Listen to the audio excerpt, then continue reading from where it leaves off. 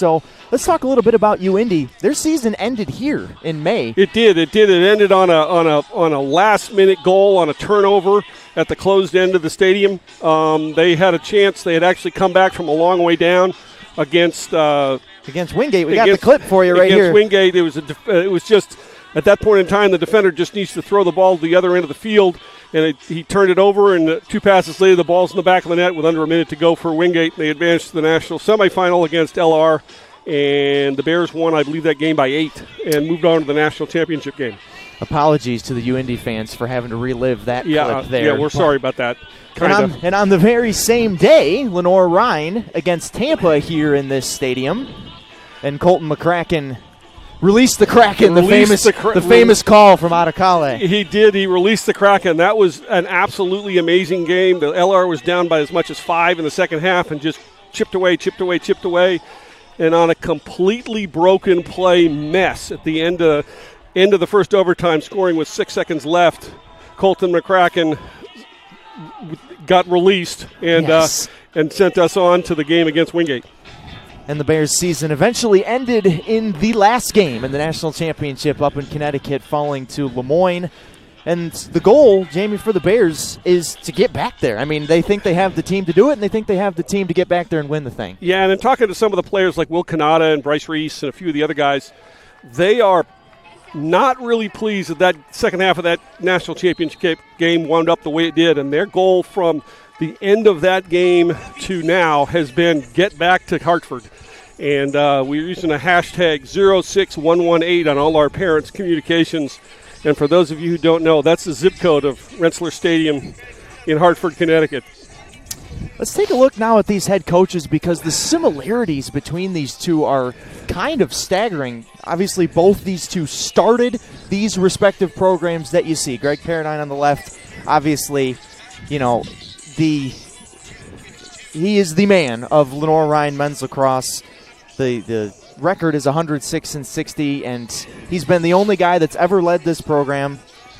And you've got Greg Stocks on the right, which our graphic got a little bit messed up there. Yep. Greg, but he started 2 different programs, and he's got UIndy right in the upper echelon of Division II men's lacrosse. Yep, and Coach P has been called the most important hire in the last 10 years of LR. He really brought a way of doing things. He built this program as we say, brick by brick from the foundation. He didn't do it through transfers. Really only in the last couple of years has he been taking any transfers. He's built it with his guys, his recruits, teaching kids to play his way. And he's had huge success doing that. And everybody's kind of bought in, and it's really exciting to see that it's not a question of retool. It's basically a question of reload, because LR is going to play full gas, no brakes. And Indy's a little bit different. They play a little bit more controlled game. But it's going to be an interesting contrast of styles and coaching styles. And we've got 7 preseason All-Americans that are going to be on this field today, 4 from UIndy and 3 from LR. As we take a look now at the UIndy preseason All-Americans, Kyle Bash in the midfield, Drew Billig on attack, Brian Robb in the midfield, and Josh Jackson on defense. So it's a spread out. The talent is spread out across the field for UIndy, but they're strong no matter where you look. Yeah, and LR has got 2 huge different additions through the transfer portal. Right. Joe Venazio and James Bruger, who both came from Coker. They both graduated from Coker. Venazio has 2 years of eligibility left, and Bruger has 1. Bruger's enrolled in the PT program, said he was coming to LR anyway, asked Coach P if he wanted to play. And those guys are going to see significant minutes all year. And they're both starting today. Both starting, and are going to be huge additions to the Bears. Again, more of the reload than rebuild. As we take a look now at the LR preseason All-Americans, 1 on each level. You got Miles Moffitt on the attack, Bryce Reese in the midfield, and Victor Powell on D. It's a 3-headed monster for the Bears, kind of leading each part of the field for LR. Yeah, I was talking to Allie Dudick, our trainer, and she did her undergraduate at Cortland in New York and then worked at Lemoyne for her postgraduate stuff. So she specifically came to LR to work with the men's lacrosse program, and she said we are way deeper than we were last year, which if you look at how deep we were last year, being deeper than that's a scary thought. So that's kind of your platter of what we're going to see. We're going to talk a lot more about this one as we build up about 5 minutes before first face-off between LR and UIndy as we take our first break here on the Bear Sports Network.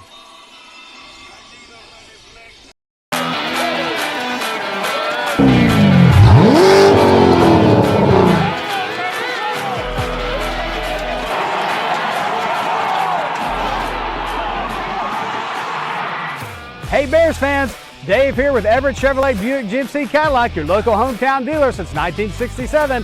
Come see us in Hickory or Morganton to check out all of GM's hottest new products, the area's largest selection of pre-owned vehicles, and service you can depend on. Visit us online at everettchevy.com. Good luck to the Bears this season, and remember, if you didn't get an Everett deal, you didn't get a deal at all. Go Bears!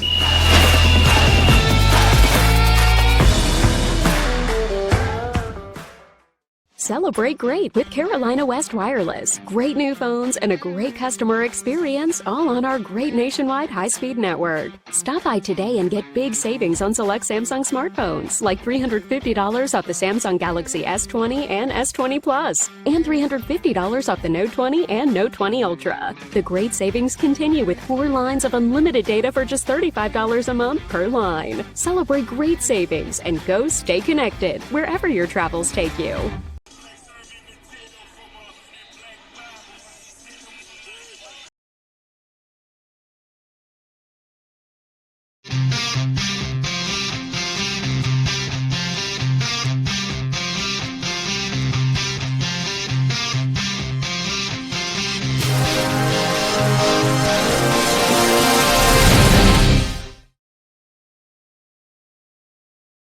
If you play hard, if you use your feet to chase fitness goals, if you stand all day at work, introducing True Energy Infrared Technology Socks. These may be the best socks you ever wear. Our yarn is infused with infrared nanoparticles. Your body's natural heat ignites these tiny particles, producing infrared energy that improves circulation and stimulates cellular recovery. It's not magic, it's rocket science. The perfect sock for your active life, for fitness, performance, recovery. Proven innovation to ignite your true energy. Back here between the bricks, getting ready for face-off between Lenoir-Rhyne and UIndy in this top 10 clash to kick off 2022 here in Hickory. Eric Bach, Jamie Dickinson, delighted you're with us. Hope you're as excited for this one as we are to kick things off here in 2022. But Jamie, you touched a little bit in the open about the losses for LR and how they've built up some depth. Obviously, the loss of Eric Dickinson, your son, is a big one, but there's plenty of people that can fill his shoes. Yeah, and I mentioned one of them is Joe Venazio.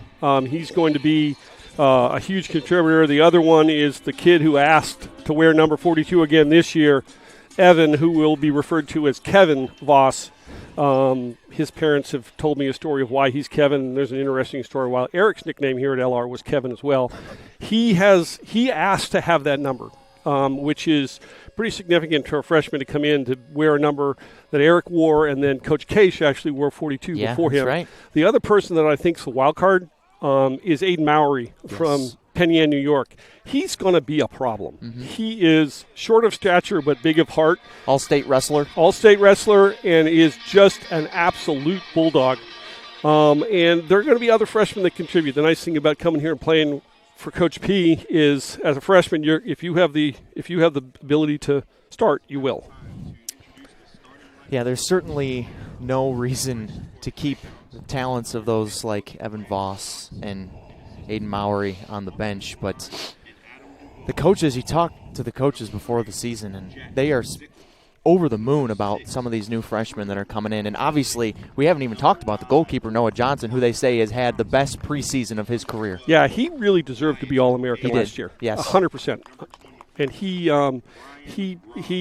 plays in a team, he's going to give up goals just the way LR plays. Yep. But in the Tampa game, in overtime, he made 3 or 4 saves. And they weren't popcorn saves. They were down on your knees making the saves that he basically kept us in that overtime period until the Kraken was released. And he had 7 games with double-digit saves last year. 100%. So he's certainly, when given the chances, which there are many because of the way LR plays, as you say, he comes up big exactly when they need him. And he's just experienced. He's got the brains back there. They call him Dr. Johnson because of his nursing degree that he's pursuing. And he's one of the smartest, if not the smartest guys on the field today. And he's a great communicator, which is what you've got to have from a goalie who's going to tell his defense and put his defense in the right position to make stops. And what happens when you have someone as good as a goalie as Noah, the defense plays a little freer. And when the defense plays a little freer, they're going to turn the ball over more. And then the offense knows they can play a little bit freer and take a few more risks, because they know they're going to get the ball back because the defense is going to turn the ball over. So it's just it all plays together in Coach P's grand master plan. And you talk about the contrast of styles. UIndy is going to play a little bit more defensive game. This is going to be a true clash of who can impose their will better in this game. Yeah, UIndy last year scored about 12 goals a game. LR scored about 18. Yeah. So LR wants to see the total goals in here 25 or higher. UIndy wants to see it about 15, 16, 17. It's going to be a clash of styles, and whoever can force the other team to play their style of lacrosse is going to have a good chance of coming out on top.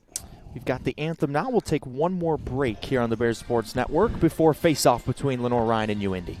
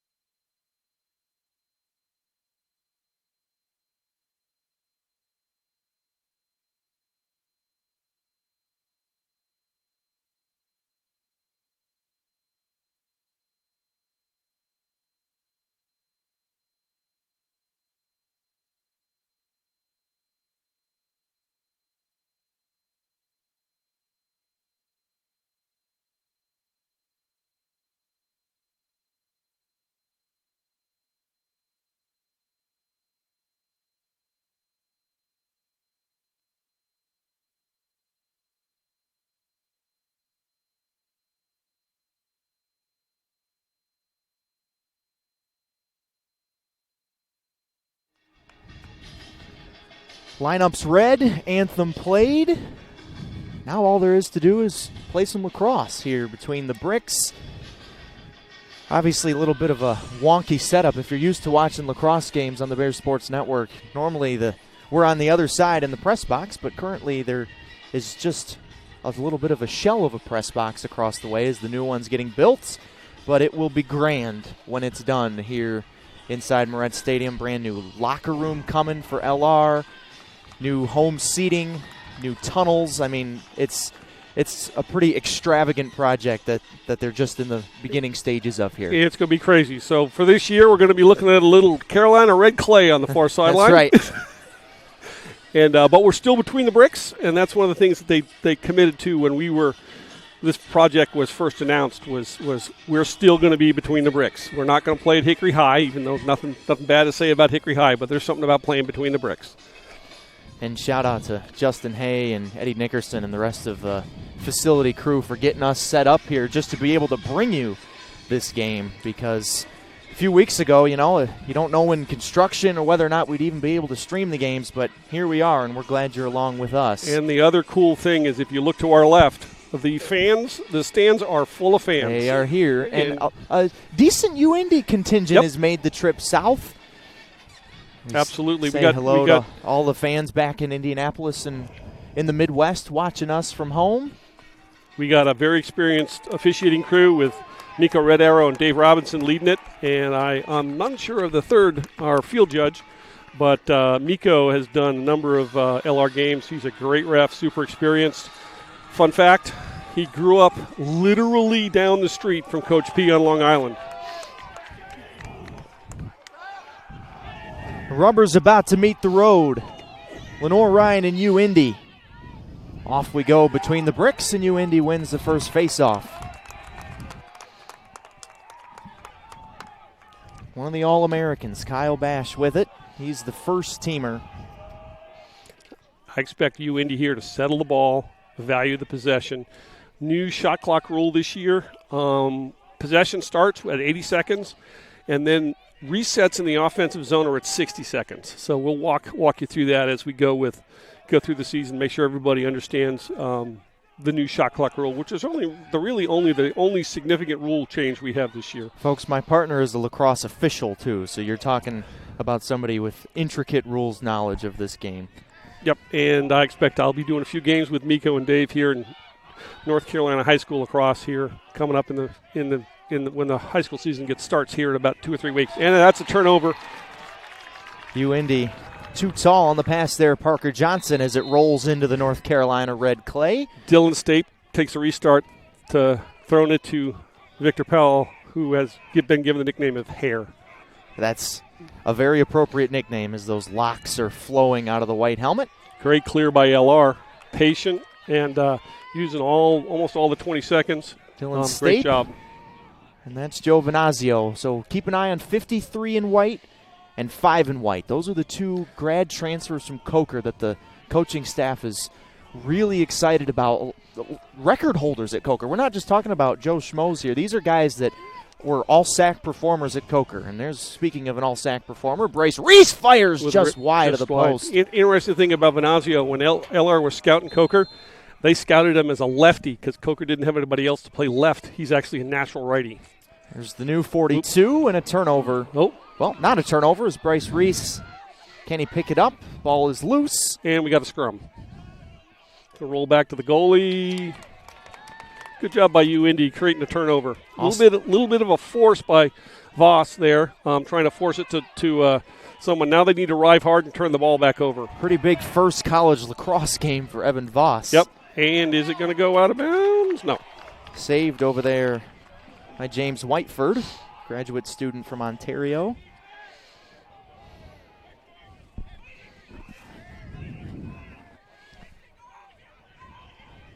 UIndy possessing it quite a bit here in the first 2.5 minutes of this one. This is exactly what I expected. It's from UIndy, a very patient offensive set. Going to take their time and create a Wayne Braddock's shot is not close to the goal. The Greyhounds will keep it.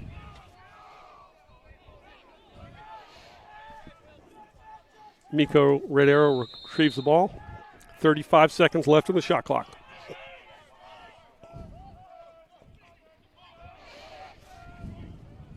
Whiteford had a look at it there if he wanted it. He didn't take it.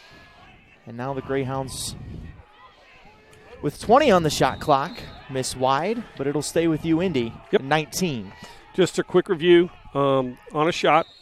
It is closest to the ball when and where it goes out of bounds, retains possession. Ball in the middle, poked out of there.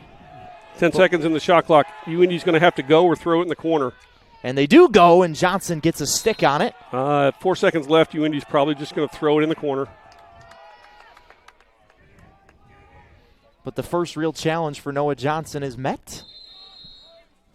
Yep, just going to throw in the corner. That's a good defensive stand by the Bears. Shot clock violation, turnover, and here we go. Second LR possession. Bryce Reese narrowly missed the first goal of the game, just wide of the post. Here comes Aguilar. Tommy Aguilar, great North Carolina sophomore. Had a great freshman year. 13 goals, 22 total points last year for a native of Advance NC. Yep, hope he got some new cleats. At the end of the year last year, he was slipping around a little bit. Here goes Bryce Reese. Bryce narrowly missed a goal early. This is Torrin Eccleston, who led the Bears in goals last year, had 54 goals. It's the second most in a season in program history. Big number 19 in white, 6'4", 230, native of Calgary. 30 on the shot clock for the Bears. Here's Eccleston, screen from Moffitt. Miles' first touch. Preseason second-team All-American, SAC Man of the Year last year. First LR player to win that award. And with 15. This is Venazio with 10. This is the game UIndy wants to play. Reese sidearms That's off the post. Off and it's the going to be right post. It's going to be LR ball. And a reset. So The keeper there, Barnett, didn't even touch it, but it doinked off the right post, and the Bears get a fresh 60. Yeah, the reset is kind of like basketball. If it goes off the post crossbar and goes out of bounds, you're going to get a shot clock reset, or if it's saved by the goalie. If it's a shot and it hits a defender or misses everything, there's not a shot clock reset. Miles trying to go a little too fast. A little too fast before the ball got there. Now we got a scrum. Still Great loose, job by Moffitt. He gets the ground ball, and here he comes. Miles Moffitt. Bears just a little bit out of sync there as Eccleston couldn't find Reese, and now UIndy picks up the ground ball, and off they go. But that's okay. That's the style of play that LR wants to play. Just didn't quite finish. Ground ball was picked up by Sam Arfston, the senior from Littleton, Colorado. 22 in red. These two color schemes are really similar. They are. UIndy red is just a little bit darker than the Bear red. Yep. Kind of like Alabama versus Georgia in the national championship game. Kind of like it. Two heavyweights there, two heavyweights here. Brian Robb with it. First shot wide of the net. Nope, didn't. I thought Noah might have got a piece of that, but it went wide. You got 44 seconds on the shot clock. Liam, which Liam is that? That's Liam. Ball is loose down there. Oop. Talking about Liam Farrell? Yeah, Liam Farrell. Sorry, but I always get the Liams confused. You got little Liam on defense and big Liam on offense. Here comes Starkey. Christian Starkey, one of the captains.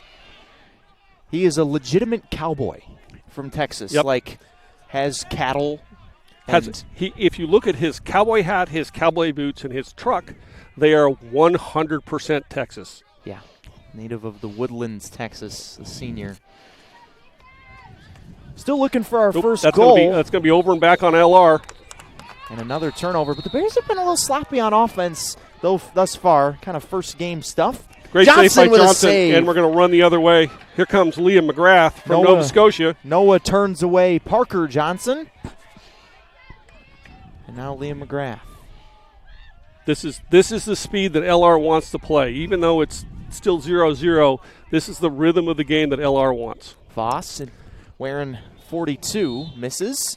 Yep. And it'll stay with the Bears as Moffitt's right there.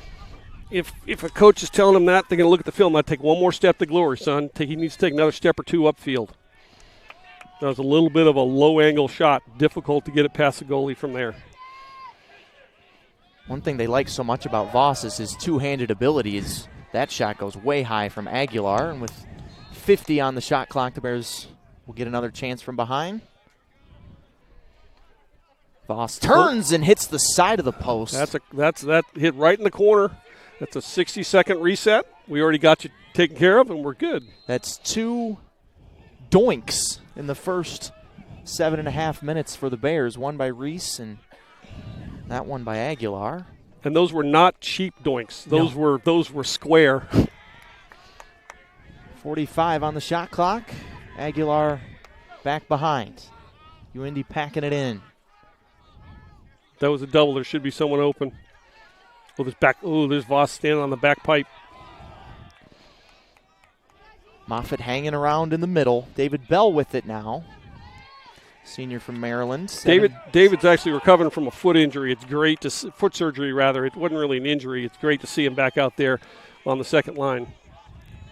Got that left leg wrapped up pretty good. 15 to shoot for the Bears, and another over and back because Powell wasn't able to save it. Now the deal there is the ball broke the plane of the midfield line and then was touched. That's going to be over and back every time. Great defensive trail check. We got a flag. I'm not sure what that's going to be for. It's probably a slash because the ball was loose. I think it's going to be on Victor Powell. Somebody in white. So our first flag of the game, the first man-up opportunity coming up for UIndy. It is on Powell as he makes his way to the box. Let's see what we got. So going to be 1 minute. Going to be an illegal body check. Not sure why it was illegal. But it's a 1 minute penalty, illegal body check. The reason they knew it was going to be a 1 minute penalty on that is the ball was loose, the flag was thrown. That's the only reason to throw a flag with a loose ball is a personal foul penalty. So man up for the Greyhounds. top 15 in the nation last year, man up.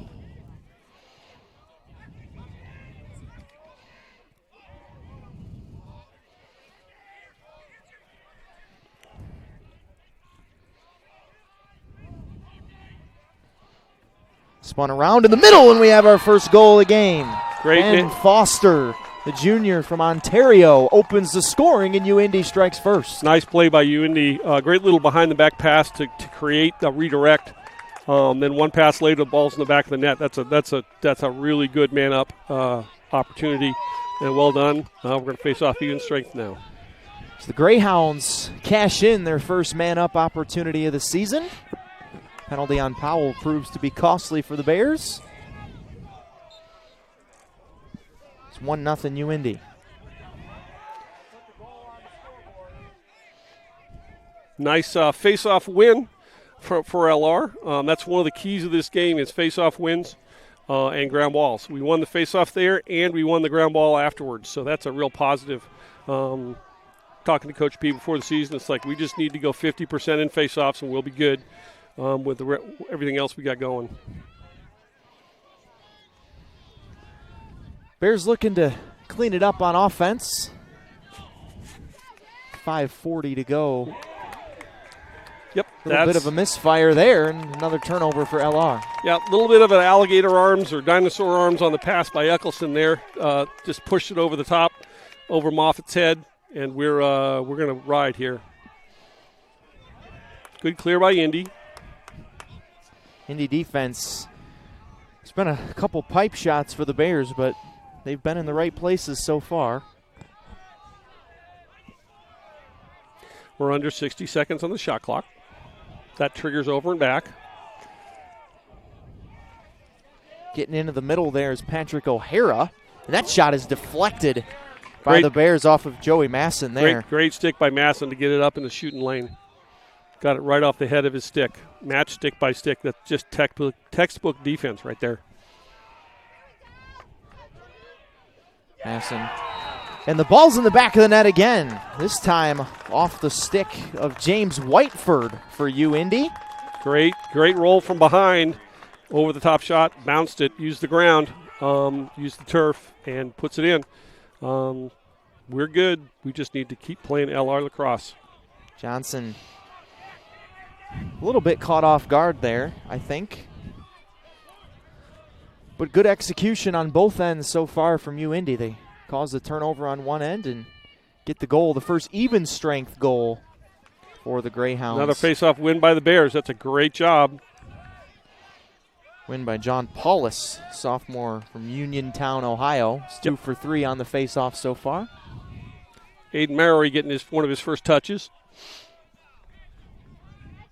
Over the next 4 years, I'm gonna love watching Maury and Voss work on the attack. It's gonna be pretty exciting to see how these two freshmen develop. Good to have Miles Moffitt around this year to kind of tutor them, if you will. Yep, he's actually gonna be here another year. He'll be here next year as well. He has his COVID year, and he also had a redshirt year his sophomore year with an injury. Another bad pass that time from Voss. LR's just pressing a little bit. Hope they got a ball on the field. So back-to-back turnovers for the Bears. Now a good run there from Kyle Bash. He's one of the preseason All-Americans for the Greyhounds. UIndy defender recovers the ball and gets it off the field. Well, good job by him. Nate Ashley sprints on for the Bears, along with McCracken. They're still looking for their first goal here. Just over 11 minutes into this opener. Two top 10 teams, the only top 10 matchup this weekend. Goal by James Whiteford a moment ago. Oh, he almost got inside there, number 24.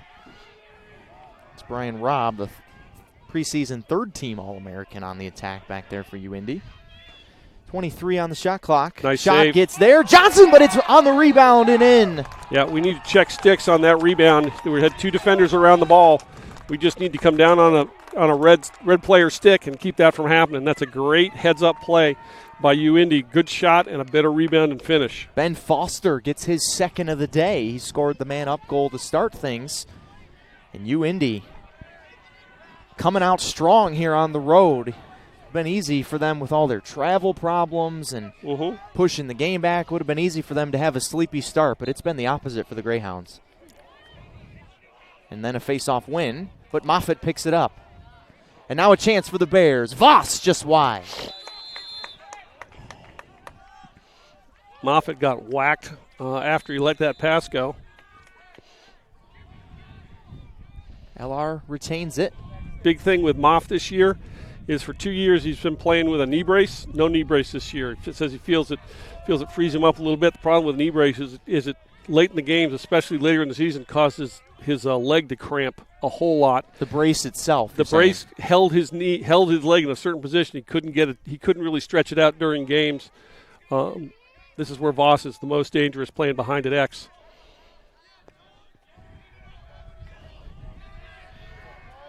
.40 on the shot clock, halfway done for the Bears. Kanata, 17 goals last year. Junior from Waxhaw, not far from here. Bryce Reese, the reigning All-American. Yep. He's that first shot that just narrowly missed from him would have really set the tone here as Eccleston gets through some defenders, but a great save.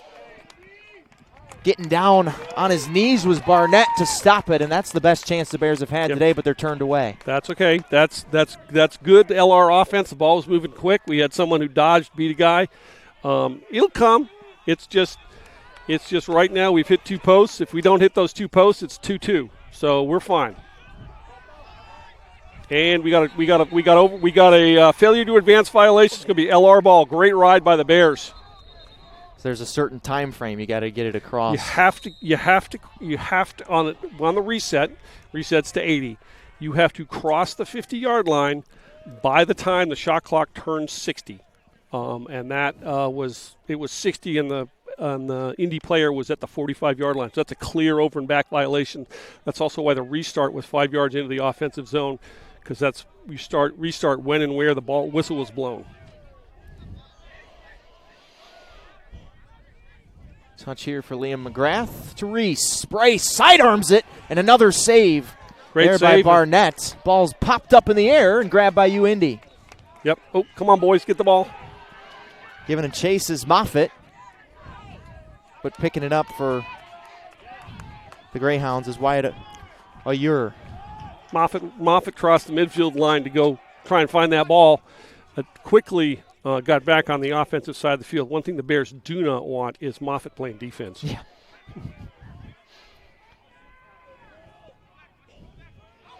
Another push and a save by Johnson that Great time save by Johnson. On Whiteford, who was looking for his second goal. He got right where he wanted to, but Johnson turned him away. Great defense by the Bears. McGrath was able to ward off that defender. We got to catch the ball. Reese pops Good it job by over Reese. to Moffitt, who gets on goal. Nope, mom goal. Off the side of the net.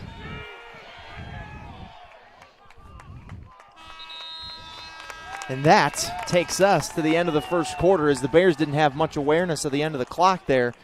But a clear win for Indy in the opening frame. Bears had their chances but just didn't quite execute, and the Greyhounds did. Got a man-up goal and 2 goals in the first period for Ben Foster. Yep. Open up a 3-0 lead for the Greyhounds after 1 on the Bear Sports Network.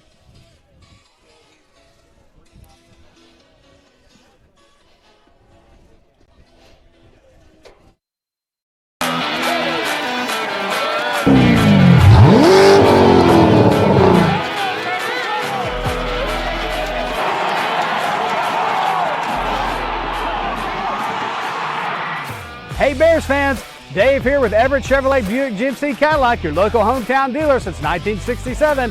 Come see us in Hickory or Morganton to check out all of GM's hottest new products, the area's largest selection of pre-owned vehicles, and service you can depend on.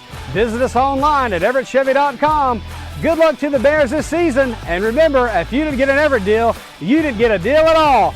Go Bears!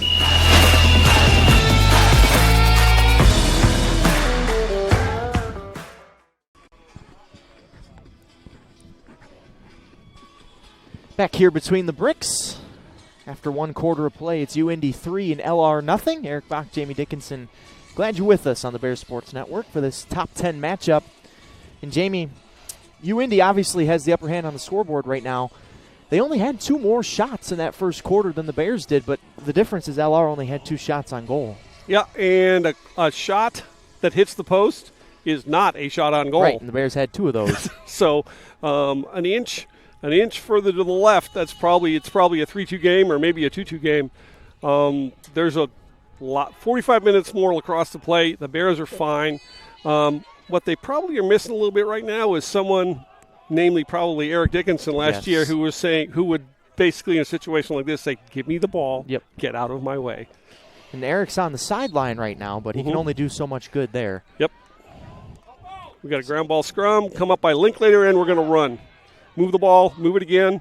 Ooh, that's had the chance there as Aiden Mowry, the freshman. He's maybe the shortest guy on the field at 5'6", and the pass was a little too tall for him, but another missed opportunity there for the Bears. Yeah, but that's okay. That's a bad pass, not a bad decision. Right.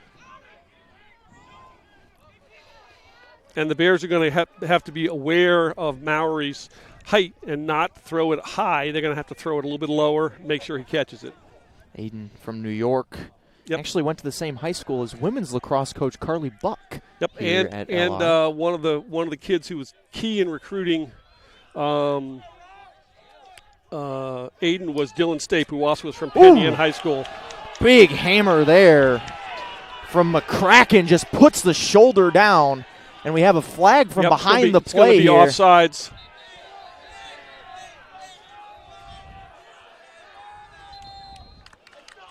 McCracken lowers the shoulder. Maybe that's the burst of energy that the Bears need here. We got 12 red offsides.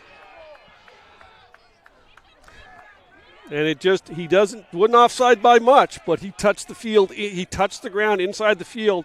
Saw Dave Robinson immediately count him as 1 and then got to 7. And if you get 7 red shirts on the defensive end, that's a problem.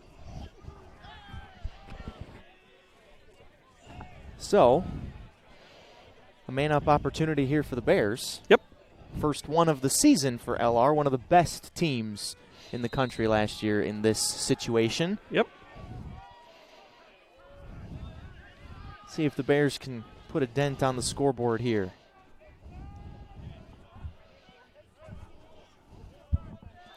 Round the horn it goes.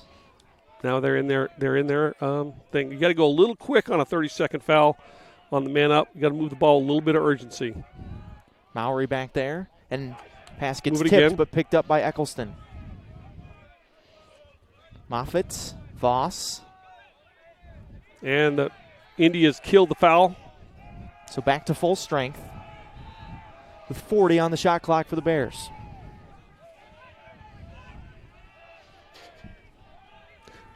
Mowry's subbing on the fly. And who do we got coming on? Bryce Reese. Voss wearing that famous 42 in white. With 20. Gets double teamed and hounded there. Good defense by Nathan Lamb of UIndy. Yep. Just a freshman in his first college game. The pass did not get tipped, they say. Back to the Greyhounds. Yep. And the thing with Voss right now is this is his first collegiate game. He's playing against super good competition. It's just at a different level for kids going from high school to college. Even if they're super good players, which Voss is one of them, it's a different speed. It's a different size opponent. So it's just going to take a little bit of getting used to. UIndy got 2 goals in the first quarter from Ben Foster, 1 from James Whiteford. Foster 27 in red, Whiteford 4 in red. There's a left-handed shot there that stays with the Greyhounds as it gets tipped off the stick of Jake Zickel, the grad student from Louisville, Kentucky, transferred in from St. Xavier. That's going to be out of bounds. The Greyhounds turn it over themselves. One key there is the Greyhound player from behind the goal started to run at the arc of the crease instead of running directly at the passer. If he runs directly at the passer and then comes towards the ball, he probably catches that. When he runs at an arc, it's always going to be outside going away, much more difficult catch. It's about a 50-yard pass there from Johnson. Yep. And Voss does well to keep a handle on that one, on that tall pass there from Venazio. They're still looking for their first goal. McGrath. If that's a save, that's going to be a shot clock reset. Good save there. Austin Barnett has played beautifully so far in goal for UIndy. Yeah, made 2 or 3 great saves. That one with his stick has made a couple with his body. Barnett, a grad student from Huntingtown, Maryland. It's been one of the keys for the Greyhounds and their success. This is only the 7th season of UIndy lacrosse. And that's a great save. Another great save there off the stick of McGrath. And that shot was a little bit telegraphed. Not a difficult save. High shot. And great save. Speaking of another save, Noah Johnson goes down and grabs it. Great. And now Victor Powell on his way. And he's going. So the goalkeepers, this is really high-level goalkeeping that we've seen here today. And the first goal this season for the Bears goes to the transfer, Joe Venazio. That's a great fast break goal. That was all set up by a great save by Johnson, a ground ball by Powell, an aggressive clear, and then 3 passes later it's in the back of the net. That's Bears lacrosse. Joe Venazio had 105 career goals at Coker. Was an all-conference guy there. Transferred in and is already making an immediate impact here between the bricks. Yep. That is a great sign. Venazio from Myrtle Beach. Actually, I think he's from Long Island. He just moved to Myrtle Beach in high school.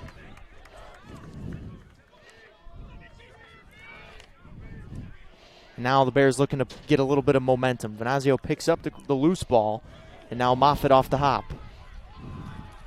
Starkey back there, and now Starkey will go off.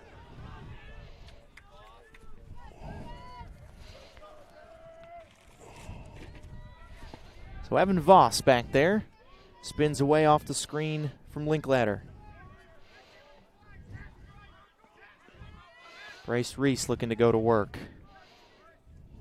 Bryce not only an All-American lacrosse player, but a valuable member of the LR media team. Yes, he's quite the filmmaker. Yes. He's doing some 3D graphic stuff that's just blowing my mind recently. So, a bright future on and off the field for him. Torrin Eccleston got it jarred loose. And a good cause turnover there for the Greyhounds, and now looking to counter. Jack Sullivan fires and scores. Good job by UIndy taking care of an odd man run where they had numbers advantage. The LR defense couldn't really go to the ball, and had 2 middies trailing. Good job by UIndy, all set up by a little bit of a force on the offensive end by Eccleston. Sullivan, the sophomore from Pittsburgh, snipes that one in to the bottom right corner of the goal past Johnson, and UIndy quickly answers the Bear goal.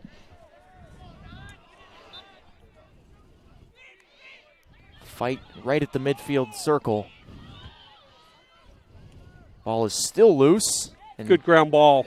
Picked up by John Paulus. But now, jarred loose again. We're going to get a loose ball push. Interference. It's going to be a white ball. UIndy and Greg Stocks unhappy with the call, but the Bears will take it and will take possession. Yeah, it was either an interference call or it was a loose ball push. We had a Bear wind down, laying face down on the ground. That's going to be one or the other on a ground ball scrum like that. Officials are taught to get the ball up off the ground in that case because nothing good happens when the ball's on the ground. That's when people get super blown up. Aguilar on the far side, left arms it, and it's blocked and saved. Okay, what this is telling me right now is do not shoot high on the UIndy goalie. He's saved right. Other than the 2 that hit the post, everything that's been high, he's saved. Barnett having himself a day in goal. 5 saves for him. And now the Greyhounds in their offensive half.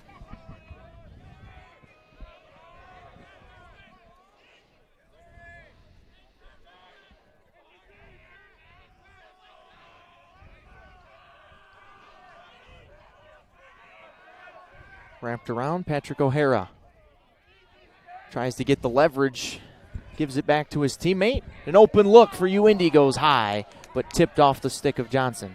Nope, no tip. No tip. No reset. Just a rising shot that went over the goal. 29 goals last year for Wyatt Ayur, the guy who made that shot. And that's a side swipe goal there. Patrick O'Hara gets the angle and gets the goal for the Greyhounds. That's a great individual play. That's just about the only place where he could have put the ball to score and did a heck of a job. Redshirt freshman from Bloomfield Hills, Michigan, went to Birmingham Brother Rice. That's my neck of the woods. There you go. That is a lacrosse power. Birmingham Brother Rice is. What part of the mitten is that in? It is Metro Detroit. There you go. One of the great Catholic high schools in Metro Detroit. Yeah, we got a first face-off violation for LR. It's going to be UIndy ball. 3 face-off violations in a half, and that's it becomes a flag down deal. That's one of the things that we saw yesterday in the Limestone Belmont Abbey game. Is the Limestone face-off guys were violating early and often, and led to a number of Belmont Abbey goals. Didn't bother Limestone, though. They cruised to a win over Belmont Abbey. that That was a big statement for the Saints as Johnson stops that one. That was a fairly easy one for him off the stick of Brian Robb. But Brian Robb himself makes a really good play to get it back. Yep, that was not a good shot. That was a little bit of a popcorn shot for Johnson to save, but a great job by UIndy on the ride. I think they're going to probably slow it down, get settled, and run some offense. Robb, 15 goals a year ago and from Shawnigan Lake, British Columbia. So quite a long way from home for him. This is Foster. A couple of goals in the first quarter. He's Gets deepened. Nope, they say no goal. He's in the goal. He's in the goal mouth, in the crease. No push. It's going to be LR ball. Good job by the LR defense not to create a foul by pushing him in the back. Just a little bit close there for Foster.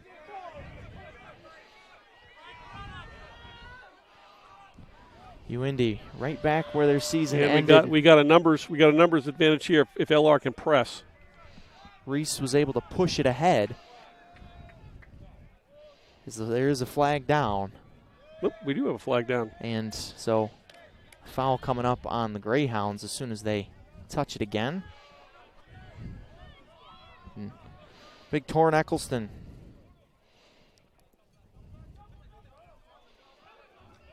Ooh, from attack to that's midfield. A heck of a and shot. Just snipes it for his first goal of the season. The goal is good. We have a waving the flag off. Must have been a technical foul, either a push or a offsides on UIndy. So we're going to face off even up. 5-2 UIndy. Eccleston kind of out of nowhere. Able to beat Barnett. 50-plus goals a year ago for Torrin. Gets number 1 here with 6:07 to go before halftime. Nate Ashley playing on the wing. I was just saying that Eccleston moved from attack to mid this year. Yep. So his goal numbers probably won't be as large as they were last year just by the nature of that position, but gets the first one of the year here. Yeah, the thing about it. Sullivan saved by Johnson. That's not necessary. Someone's got to go get the ball. UIndy does. And they are not offsides. And now we got a timeout, red. Timeout, UIndy. So after the Bear goal, kind of chaos back and forth there, and Greg Stocks will take his first timeout. No, they weren't. We got some fans saying that UIndy was offsides. No, they weren't. They're not offsides. They had 6 in the offensive zone. They were just fine. Everybody calm down. You mean a fan was wrong about a rule? No way. A fan can be usually – you know who's never wrong about a rule? Who's going to tell you? The officials. Correct. Yeah. Even when they're wrong, they're not. Right. It's blowing my mind that fans somehow are wrong about something. And oh, wait, he was 70 yards from the play. Yeah, right. So 5-2 Indy, 5:43 to go before halftime. We got a Greyhound timeout. Port Eccleston just cut into this lead for the Bears, but got to get some stops on the defensive end. UIndy's chances have maybe even improved here in the second quarter on offense. Yeah, UIndy's playing really well. They're playing at their speed, which is good for them. LR's playing a little bit at their speed. They just need to finish a little bit. And if we can start finishing a little bit, we're going to be just fine. There's still a ton of lacrosse left to play. I'm sure one of the things that Coach P does an incredible job is halftime adjustments. And it should be we should see some. I'm sure that timeout helped Coach P. If we see an offensive possession, we may get a timeout going the other way, just to make sure we value some possession here with 5 minutes left, 5:43 left in the second quarter. Bears would like to keep this deficit at 3 or less going into the locker room, you'd imagine. Absolutely. So Braddock on the outside swings it over for O'Hara, who just scored the 5th goal for the Greyhounds.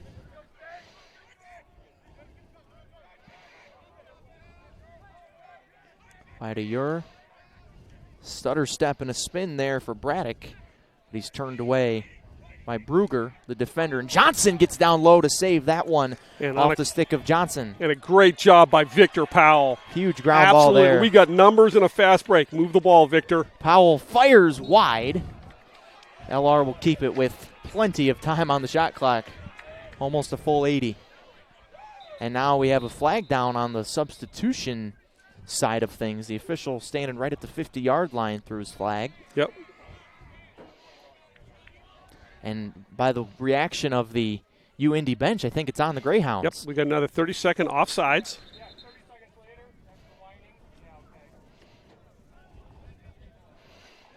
So the second that's 30-second offsides on UIndy. And that's one of the craziest penalties as official, because you got to count, and then you got to count, and then you got to count again. So it's always delayed, and by the time you make the call, everybody's on sides, but they weren't 5 seconds ago. So it's always a little bit of a delayed call. So the Bears did not capitalize on their first man-up opportunity. Just about 20 seconds left here on the 30-second penalty. It's Venazio. Great ground ball by Venazio and a little bit of a pass from Voss that handcuffed him. Venazio scored the first goal for the Bears. And they've killed the foul. So back to even strength. Aiden Mowry hanging out behind the net, along with Venazio and Evan Voss. Moffitt lurking in the middle as well. That's probably an opportunity right there from a Mowry that if he catches it later in the year, he's going to go. Ooh, nice rollback. Here he is getting bothered by the much bigger Kyle Bash. Under 30 in the shot clock. 20 in the shot clock. Kanata. Eccleston thought about it.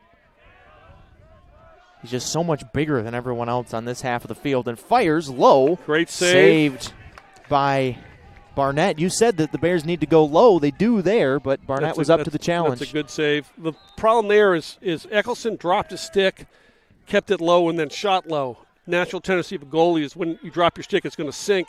If you shoot low, it makes it an easier save. If you drop your stick, you need to shoot high. You got 45 seconds in the shot clock. Evan Voss picking his way behind the net and getting a stick on it that time. It was Josh Jackson, the defender. Josh, also a preseason third-team All-American, was all-region last year. UIndy, you wouldn't think of UIndy being in the South region, but because not that many schools have lacrosse, they end up in the South region as Reese's shot goes way high. Basically, it used to be that the North was everything south of Pennsylvania and south. Right. They've changed that the North is now Maryland North. There's no west in lacrosse. It's just north-south. Right on net So was that's gonna be a Venazio. push. That's going to be a shot clock reset. It's going to be a loose ball push on UIndy. Clear call right in front of Robinson. Makes a good call. LR ball, reset the shot clock. Was a good chance for Venazio when he wasn't able to catch it clean, Mm-hmm. but is able to draw the penalty. Yeah, just a technical foul. Reese on the ground. Yep. And that was a great job from behind there by Kyle Bash to bother him on the stick. Yeah, Reese needs to protect that a little bit, not hang it quite so much. This year, Bryce is going to get more poles than shorties, and the pole's going to make that check. Eccleston wide. He just needs to keep that stick a little bit more tucked. What's the difference between how is he going to play that differently with the long poles versus the short? If the long pole's got a 6-foot pole to play defense with Right. versus a shorty that's got a 40-inch stick, if he hangs his stick, now he's got a shorty. That guy doesn't have quite as much reach to get the ball. Nice job by Bryce getting Here free. he goes, and he's got his first one of 22. Absolutely. That's a great play by Bryce. Difference there, dodging against the shorty versus dodging against the pole. Put him on skates, got some separation. With separation, Bryce is going to bury that ball. 24 a year ago, first one of 22 as he skips that one past Barnett. And it's a 5-3 ball game. Bears slowly but surely finding their way right back into this thing. The LR needs to win a faceoff, get a possession, get a goal, cut this to 1, and go into the first half basically playing an even game. 2:13 to go before halftime. Things Nice cruising face-off along win. here, but a big win on the face-off there for Caleb Parker. And UIndy went fast. UIndy will go when they have an opportunity. And a line change now coming for the Greyhounds. Yep.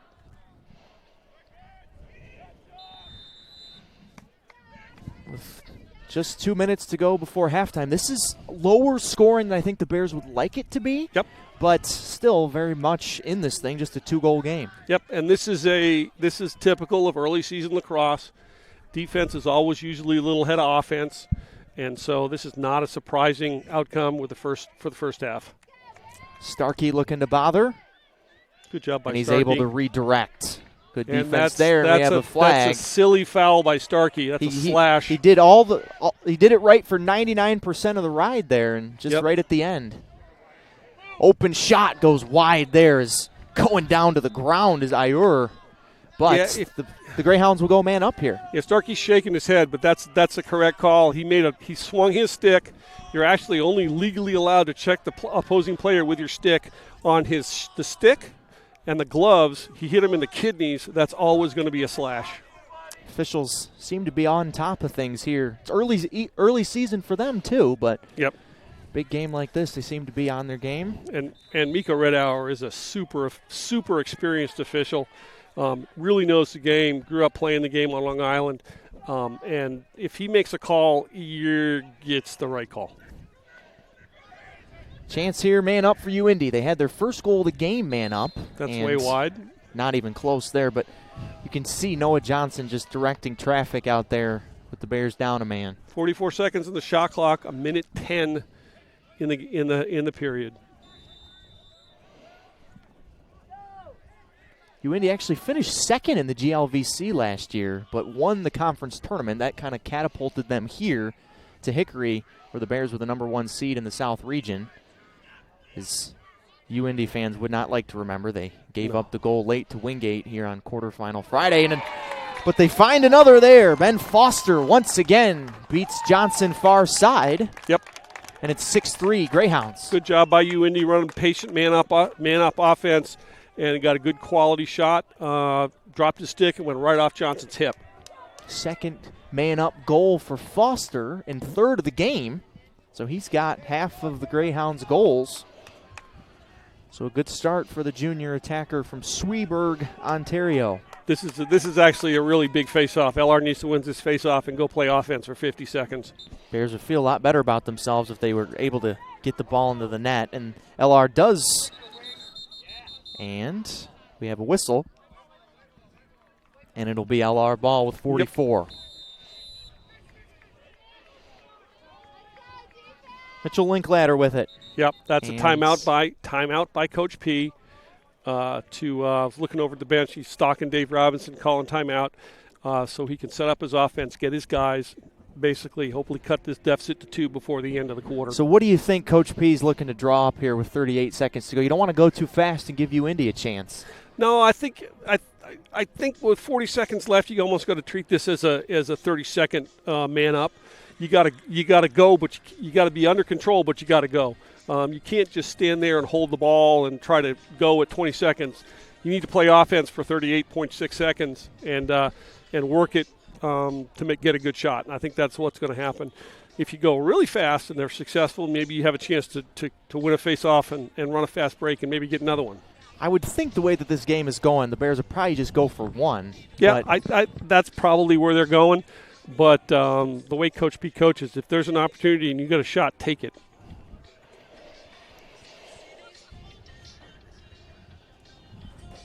Been a bit of a sloppy offensive half for the Bears. They've had their chances. They've had a couple of not-so-good passes, a couple of misplays on the catch.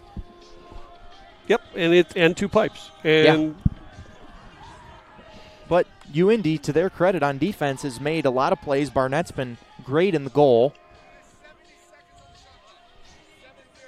Yep, the timeout was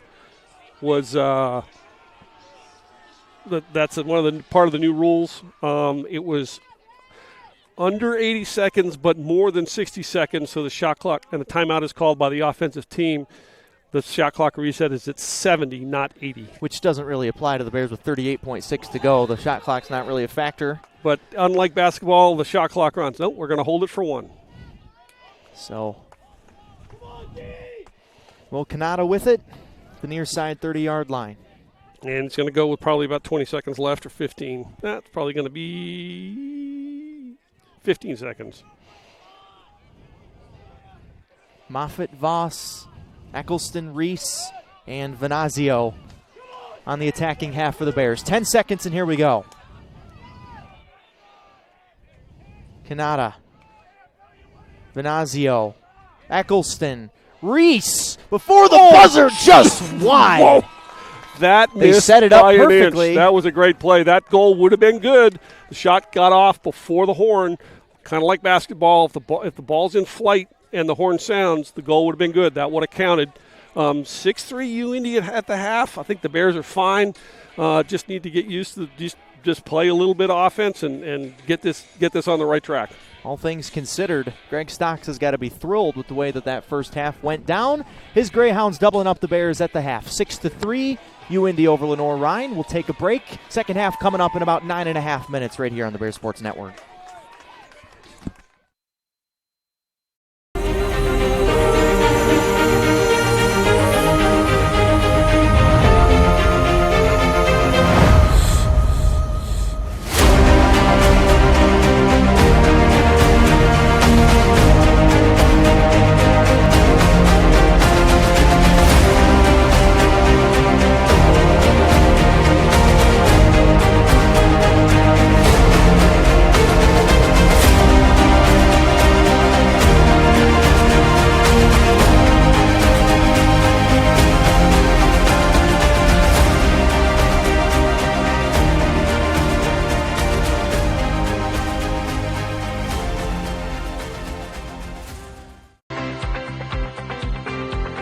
Hometown Ticketing makes it fast and easy to buy tickets on your school's website or in the new Hometown Fan app. It's simple. Just search for your school, buy your tickets, and they'll be right there in your account, ready to be scanned when you get to your event. Download the Hometown Fan app today.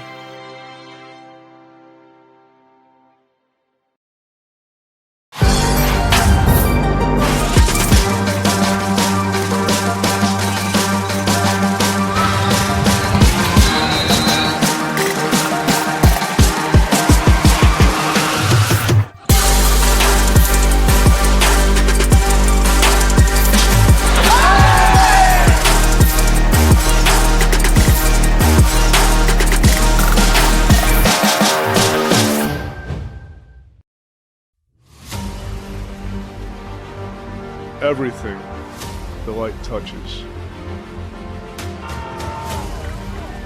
will be yours. You must remember who you are. The one true champion.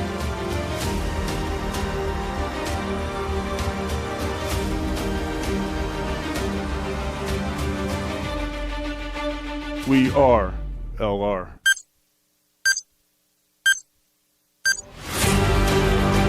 We are.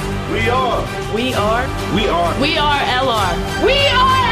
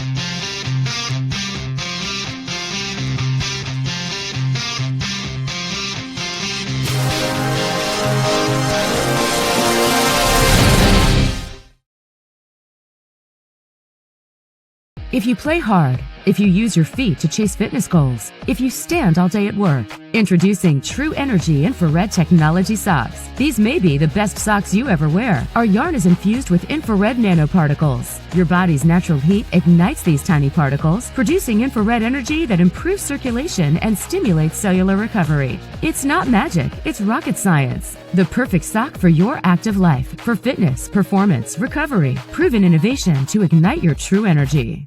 Paramount Kia in Hickory. We want to see you driving a new Kia or, hey, a quality pre-owned Kia. We've got a huge selection of new and pre-owned Kias. You got to get to Paramount Kia in Hickory, Highway 70, ParamountKia.com. Moret Stadium is an iconic part of LR athletics, hosting games, tailgating, marching band competitions, sports camps, and graduation ceremonies. The stadium serves as a valued focal point for the greater Hickory area. The time has come to renovate the stadium to allow LR to continue to offer our student athletes, fans, and the community an exceptional experience.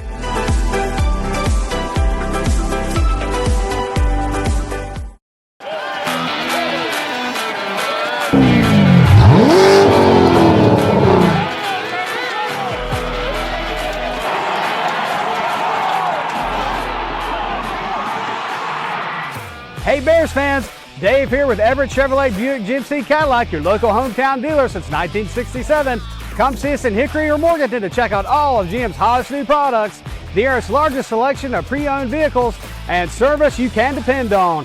Visit us online at everettchevy.com. Good luck to the Bears this season, and remember, if you didn't get an Everett deal, you didn't get a deal at all. Go Bears!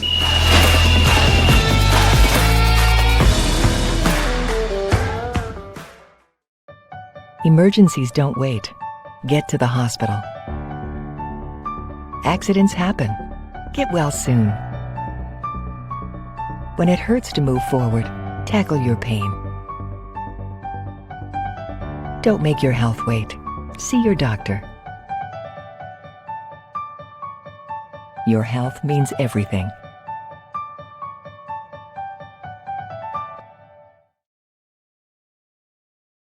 Celebrate great with Carolina West Wireless. Great new phones and a great customer experience, all on our great nationwide high-speed network. Stop by today and get big savings on select Samsung smartphones, like $350 off the Samsung Galaxy S20 and S20 Plus, and $350 off the Note 20 and Note 20 Ultra. The great savings continue with 4 lines of unlimited data for just $35 a month per line. Celebrate great savings and go stay connected wherever your travels take you.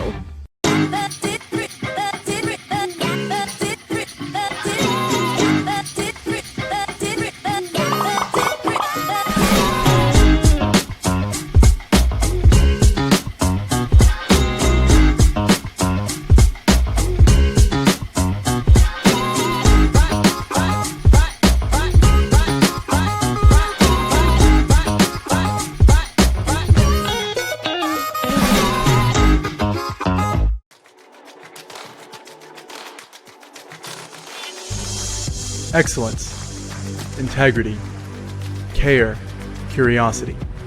These are the values that define who we are. A community of thinkers, competitors, and achievers passionately pursuing the path of a purpose-driven life. Because at Lenoir-Rhyne University, we are called to greatness. We are LR.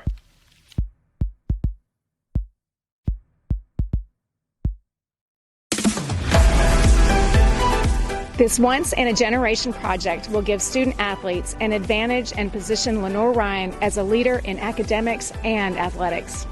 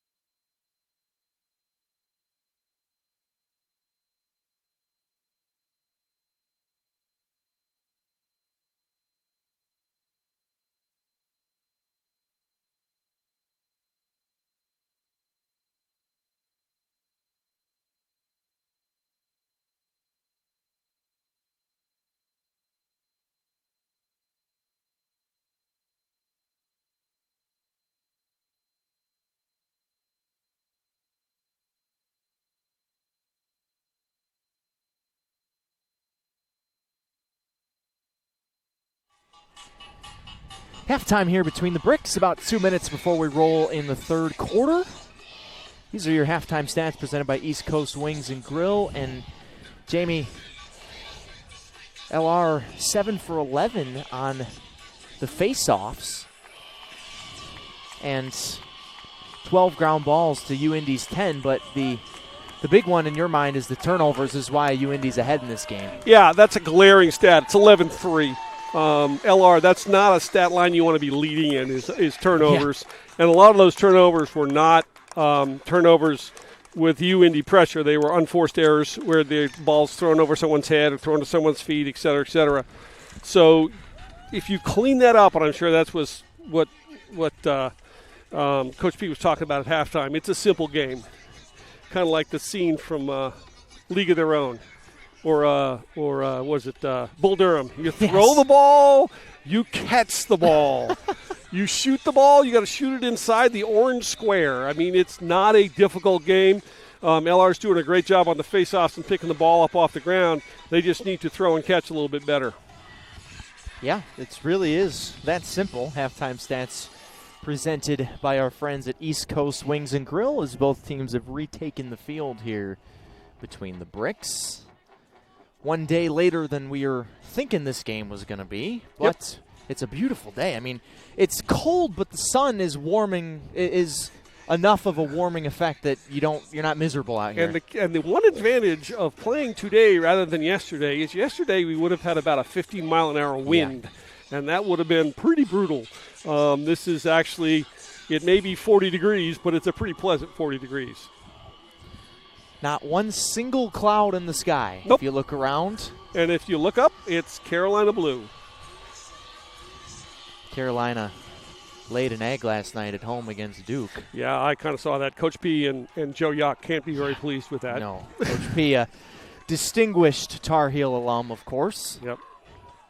Shout out to Joe Yock in Lynchburg, Virginia, the part-time LR lacrosse play-like color guy. Made a name for himself last year, and we're say hey to Joe out there and hope he's doing well. So UIndy's got to be feeling pretty good about themselves right now. Come into Moretz Stadium, place where the Bears have played phenomenally well. Yep. Yeah, Bears need to play a little faster and a little cleaner. And UIndy wins it out the front. Good job by UIndy winning the faceoff.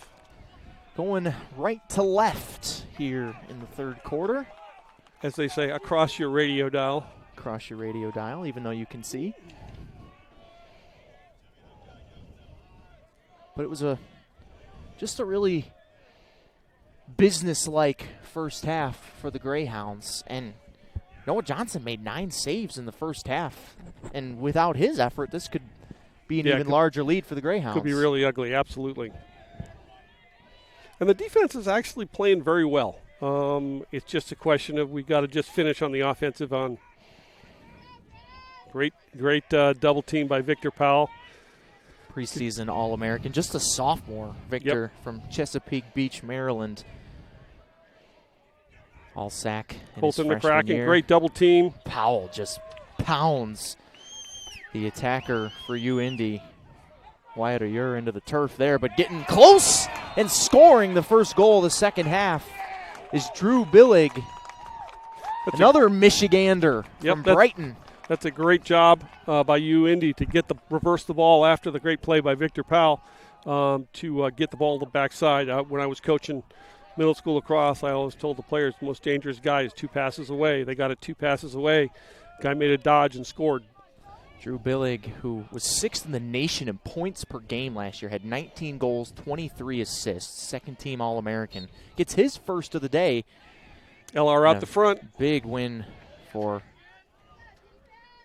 And great job by Miles Moffitt to get off the snide here in 2022. Miles Moffitt gets his first of the year right off the face-off. The win from Macon Sumner there made that happen for the Bears. Yep, and that's what the Bears need. Go fast, go hard. That's a perfect answer from LR. They need to do that and just keep that foot on the gas pedal. Miles, that's his 102nd career goal. And first of 2022. So after a fairly slow, we didn't have our first goal of the game until almost 6 minutes in. And now in the second half, each team has scored 90 seconds in. Yep, and you expect UIndy to take the air out of the ball a little bit here and play more to their style and strength. Drew Billig, who just scored the last goal, native of Brighton, Michigan, one of the great public school programs of lacrosse in Michigan. O'Hara, who had a goal in the first half, swings it back around for Braddock. Bothered there by Linklater. Great. That's not a difficult save for Johnson. That actually was a pretty easy save. Coming out here to Linklater. Linklater is going to turn and go. Here he comes down the near sideline. Pass too tall there, but able to be recovered by Liam Farrell. Not quite. Ball's on the ground and picked up by Evan Voss as he pops it up in the air. And still a scrum. And UIndy has it on their stick. Arfston.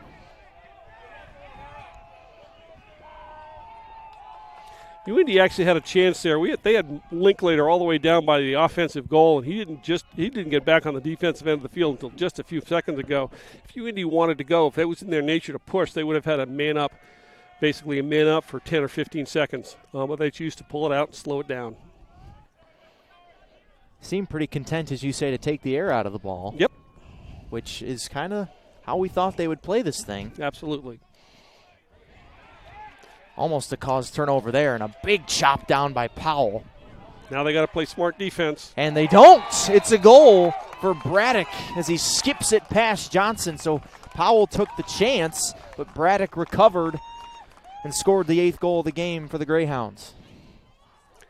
Just, again, someone makes a good play on defense. It seems as if the Bears, when that happens, when someone makes a good play, they're kind of stopping their feet. When something good happens, like the ball was knocked out, they stop their feet, and UIndy's taking advantage. Sumner just won the last faceoff for LR, and he does not win this one. Yeah, we got a ground ball, and Starkey's on this. I like this. Starkey battling. The ball's just sitting right there on the 45-yard line as bodies went by. Should have been a hold on UIndy. They were holding. Big battle. Oh, that's just a huge, multiple collisions, and Colton McCracken is down as Sumner and Starkey were mixing it up in there with Caleb Parker and Arfston. And Colton McCracken is in some pain. And that should be white ball because when he blew the timeout, the ball was in white stick. And the officials having some conversations there, but after the faceoff, Sumner was roughing people up. So was Starkey. And we love trainer Allie Dudek, but we don't love when she has to come onto the field. Yep. It was white ball because when the referee blew the whistle for the timeout for the injured player who was in the scrimmage area, the ball was in a white stick. So that's absolutely the right call. I think the UIndy fans would disagree, but that's correct. So McCracken seems to be favoring his left side in some way. That looked kind of like a hip. Yeah. Not a knee. He's in a little bit of pain. Allie's probably going to put him up there on the steps and see what's going on. So Kanata comes back in for him. And off we go again. 11:20 to go, third quarter. Greyhounds by 4.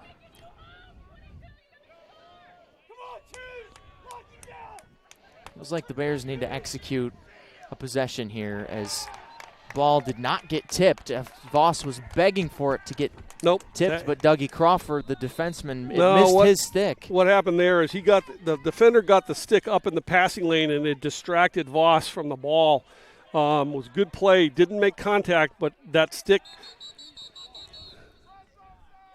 Reds offsides.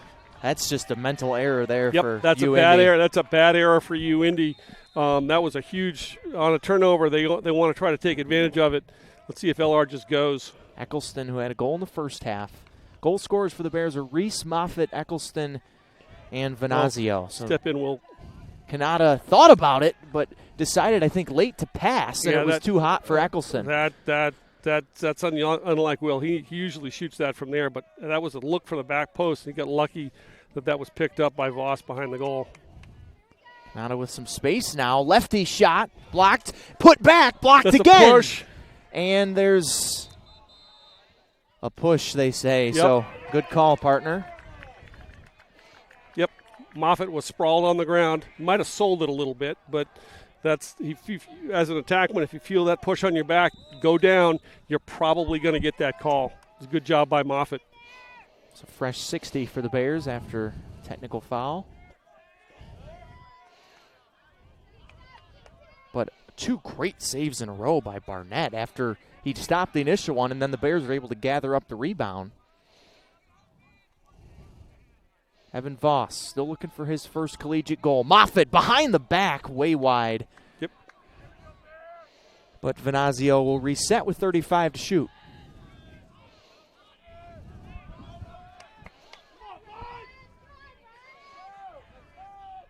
Eccleston finds Venazio, who scores his second goal of the day. That's a great job by Eccleston to beat a guy, draw a slide, and throw it to the open guy. And Venazio, a very experienced player, is going to bury it from there. Over 100 career goals at Coker. 2 at LR. And 2 in his Bear debut today. Had the first one and the 5th one. And it's an 8-5 ball game. Yep, need a face-off win and to go play some more offense. Macon Sumner won 2 face-offs ago that led directly to the Moffitt goal and then wins this one but can't pick it up. Ball is still loose. Great job. And onto the stick of Liam Farrell. And move it early. Moffitt looking for some early offense. Pass too wide for Venazio, and Moffitt's upset with himself. Moffitt's frustrated. Now we need to ride and get the ball back. So a win there defensively for UIndy after they lost the faceoff. Yep.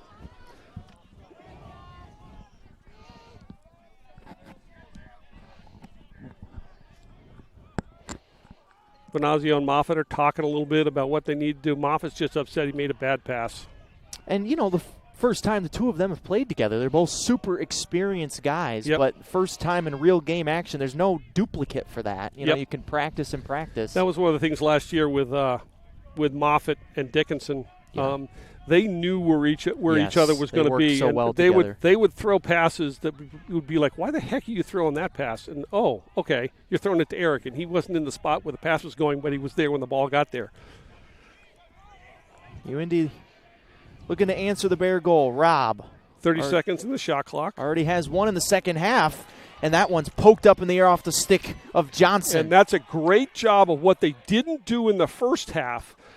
Johnson makes a great save, gives up a rebound, and there were 3 Bear defender sticks that came down on the UIndy offensive attackman's player. Assistant coach Ryan Crompton just hollering from the sideline. Yep, they had about 4 seconds left in the clear, but did a great job. Just a good patient clear with 4 seconds left. Again, all the ball has to do is cross the plane of the 50-yard line when that shot clock gets to 60 seconds. I was down on the field before the game listening to Coach Ryan Crompton's pregame speech, and I was fired up after I heard it. There's a lot of words that were said that I can't repeat, but I was fired up. Yep. Venazio. Crump's dad also is a coach, a high school coach up in Maryland, and so I'm sure that he's probably heard some of those speeches from his dad before. I think so. Aguilar gets deep. Venazio. Moffitt! Save made by Barnett. Save. That was good offense by the Bears, but Moffitt just couldn't get it off his stick in time. Now the Bears are clicking a little bit. It's a little disappointing they didn't finish. Unfortunate, but that's a good offensive set. Bears just need to play defense here, take the ball, and go down the other way.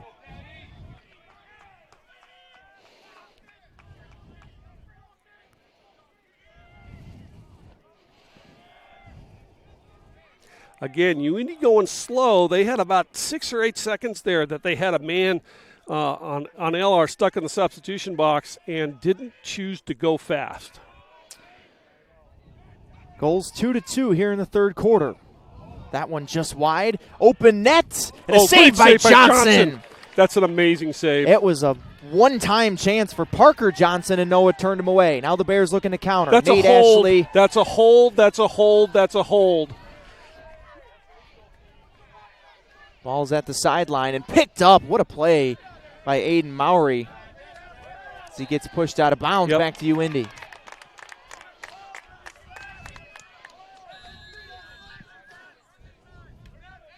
That's going to be a flag on Mauro. We got lucky on that one. That actually should have been a 30-second penalty for delay starting within 5 yards of the restart. Somebody's missing a stick out there in the middle of the field. It's a broken stick. Officials are told players can either drop it or they can take it with them. Officials actually wish they would take it with them because if the ball comes down the other end and goes through that area where that stick is, we got to kill it. UIndy just had a great chance on their last possession and got turned away by Noah Johnson. Yeah, that was an amazing save from about 8 yards from Noah Johnson. Dylan Stape using his big body. Great ground ball pickup there by Braddock. Keeps the possession alive for the Greyhounds. Working behind the net is Billig. 25 seconds in the shot clock.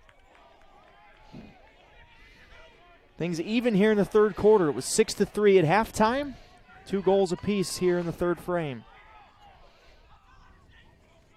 That's careful, Dylan. Oh, great job by Starkey. And he's going. Here he comes. Full head of steam after the turnover. Starkey fires high. Yep.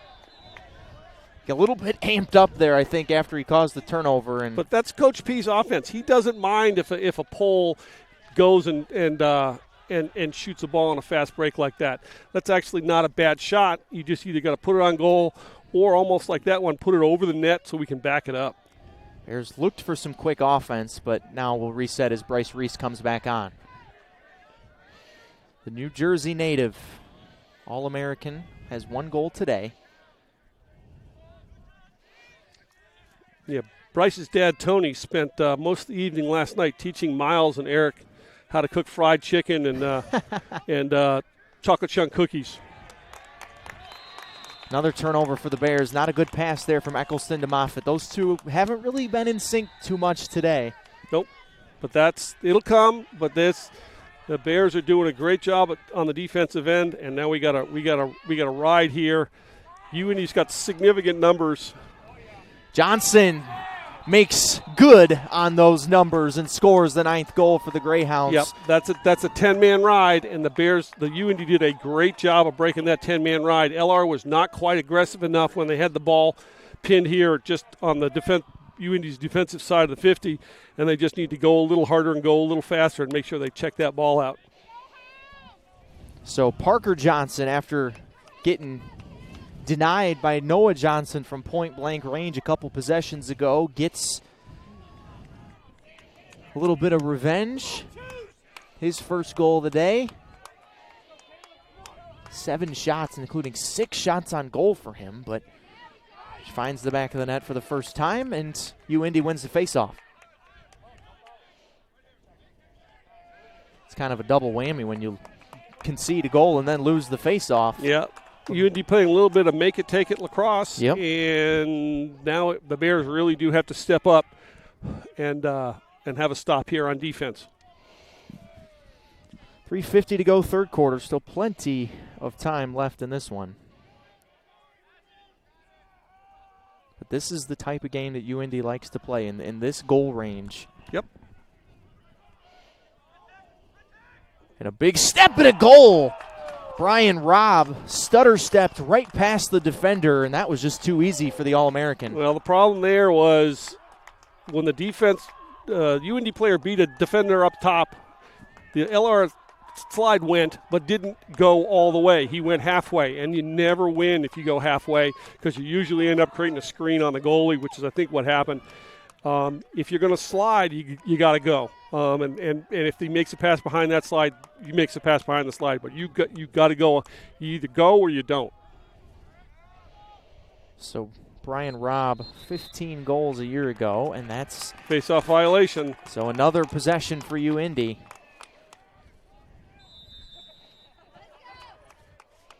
That was Robb's first goal of the day, the preseason third-team All-American.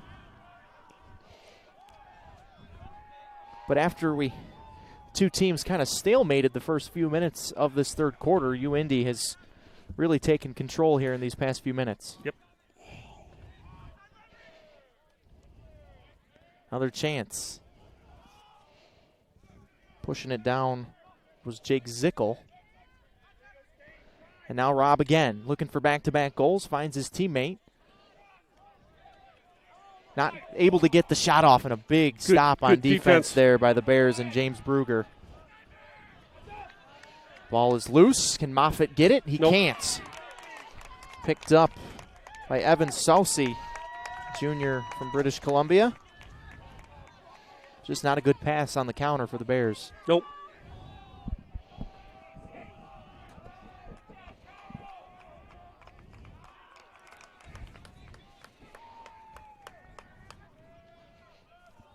Can feel the energy from across the field where we are here from the UIndy bench right now, and Bears got to find a way to keep it up on their side as well. LR's come back from larger deficits than this one. Yep, but they got to go. And Johnson makes a big save there. If that one goes in from Robb, who knows? But Noah Johnson. Yeah, that was a little bit wide. I don't think Noah didn't get a touch on that in that they didn't reset the shot clock.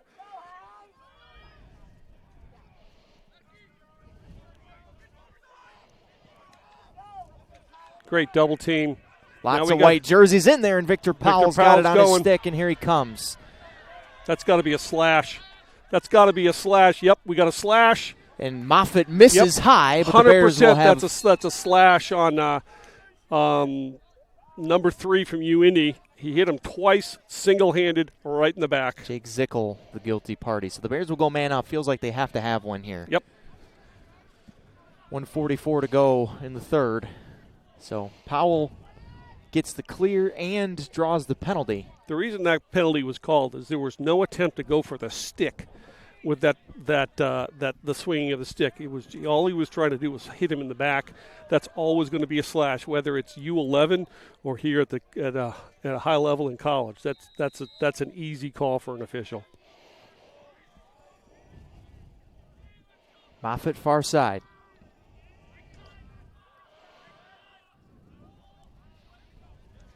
Haven't seen Aiden Mowry, the freshman, get super involved. He and Voss, the two freshman attackers that this coaching staff is really excited for, to kind of take the place of Eric Dickinson, maybe the two of them combined. Kanata wide, but Mowry reaches out, and the Bears, with 52 on the shot clock, will retain it. This is actually a really big possession yes, for the Bears. Yes, it is. Eccleston great feed. Finds the back of the net. What a pass by Evan Voss. Yeah, great pass from Voss. Put it high, using Eccleston's big frame to catch it high, and was able to quick stick it without a cradle, just to redirect that pass into the goal. Eccleston used every inch of his 6'4" frame right there to go up and catch that one and just pound it into the turf past Austin Barnett. Yep. Bears needed that one, and they got it. 10-6 ball game. Yep. Minute left. Bears need to win a face-off and go play offense. Sumner back in the face-off circle. Actually, that's John Paulus in the face-off circle. And, that's an opportunity missed. And who's going to got to pick up the ball. They went out early. Farrell. Yep, red went out early. It's going to be white ball. Red went out early. Red left early. It's going to be white ball. That's 100% the right call. When you say leave early.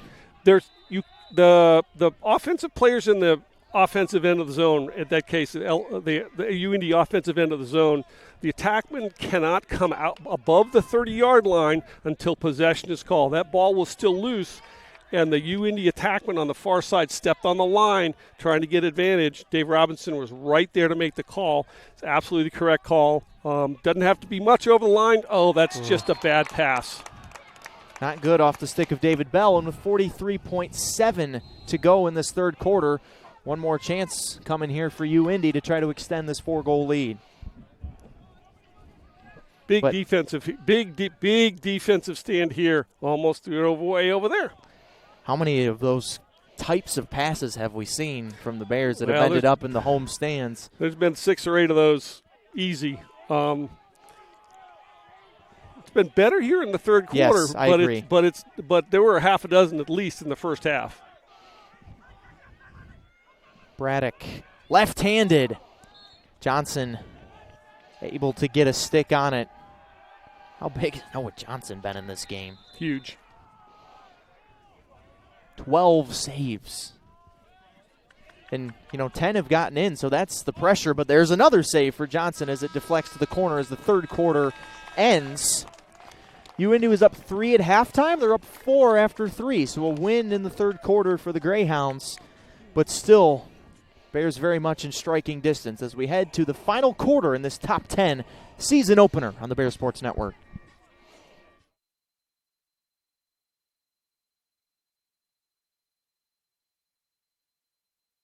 Break great with Carolina West Wireless. Great new phones and a great customer experience, all on our great nationwide high-speed network. Stop by today and get big savings on select Samsung smartphones, like $350 off the Samsung Galaxy S20 and S20 Plus, and $350 off the Note 20 and Note 20 Ultra. The great savings continue with 4 lines of unlimited data for just $35 a month per line. Celebrate great savings and go stay connected wherever your travels take you.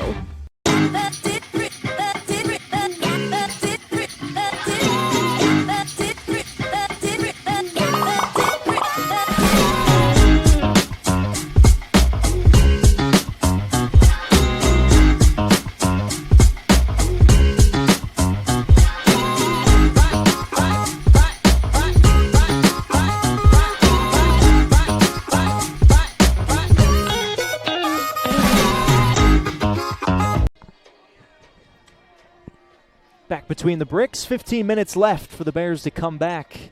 Down 10-6 to you, Indy. Eric Bach and Jamie Dickinson, delighted you're with us wherever you may be on this Sunday afternoon in Hickory. Can't ask for a better early February day. It's chilly but sunny, and I'm sure the guys on the field are warm because I'm starting to get warm in my jacket here. Yeah, we could be in Long Island or Syracuse or you wouldn't something know like the difference. That. Or Michigan. We could be in Michigan. It's 18 inches of snow at home and 5 degrees today. So that sounds just lovely. You know when it's cold in Michigan, you know how you can tell? How can you tell? The snow squeaks. Yeah. I lived there for 22 years. I certainly have felt that feeling before. Yeah, Big face-off here. People down here are like, it's cold. No, it's not. The snow's not squeaking. It's like you come from the north and the southern drivers, it snows like 2 inches and the whole world gets shut down. That's like a foreign concept to me. Yep.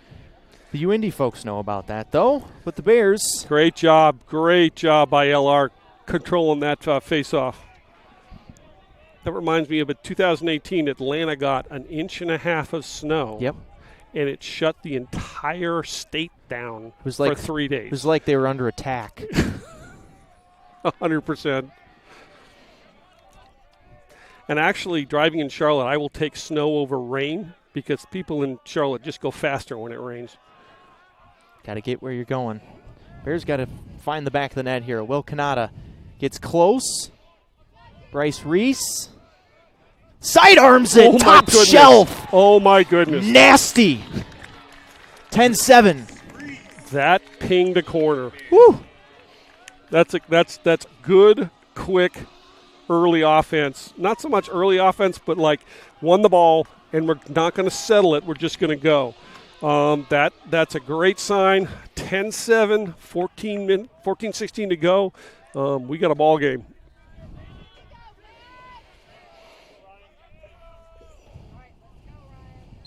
Big face-off here, won by the Bears. Good job. Just John win the Paulus. face-off. Win the face-off. Pick up the ground ball. Throw it to someone who's not a face-off guy who has a stick who can catch and throw. John Paulus, big win there. Little make it, take it. Lacrosse here, hopefully for LR. Eccleston, he's been quiet. Just the one goal in the first half.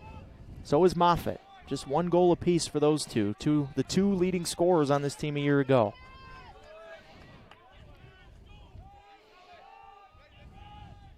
Reese almost had back-to-back goals as he underhanded that one just wide of the left post.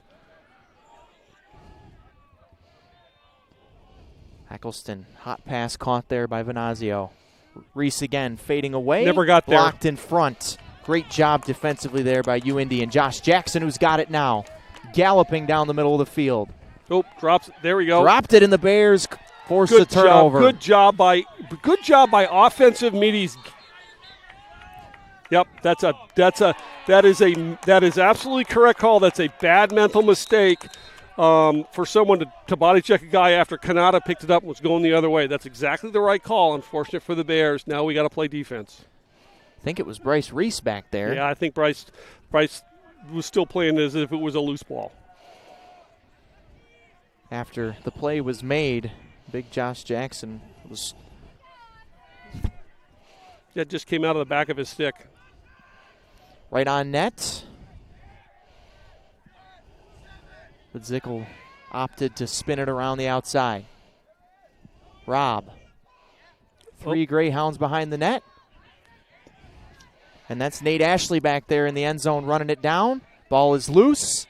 Victor Powell picks it up on the hop. I have no idea how many ground balls Victor Powell has, but it's a bunch. He's got 5 now, at least in the stats. That's pretty amazing, and he's probably got 2 or 3 turnovers. Aguilar. Doubled. Loses it. It's loose on the far side. Venazio in there in a ground ball scrap. So is Mowry. Mowry comes out of it, gets cross-checked in the head. The smallest guy on the field ended up with it, but now, as he lost it when he got hit, UIndy on the counter. Great job by the Bear defense to get back in numbers and stop an odd man break from the Greyhounds. That could have been a killer if they had been allowed to run a fast break, but good job by UIndy. You will recognize they didn't have numbers, stop, pull it out, and they're going to play some patient offense. I mean, UIndy shouldn't be in any hurry here. Nope. But with the rule change, you can't just sit on the ball. In last year, when there was an 80-second reset on shot clocks, teams tend to sit on the ball and get a possession shot, get a save, what have you. Braddock stopped by Johnson, or did it go off the post? No, absolutely went off the post. If that's way too far a rebound to go off a body. Off the left post. So the Bears had a couple pipes in the first half, and UIndy has one here. That one didn't hit anyone, went wide. Off the stick of Patrick O'Hara, who scored one earlier.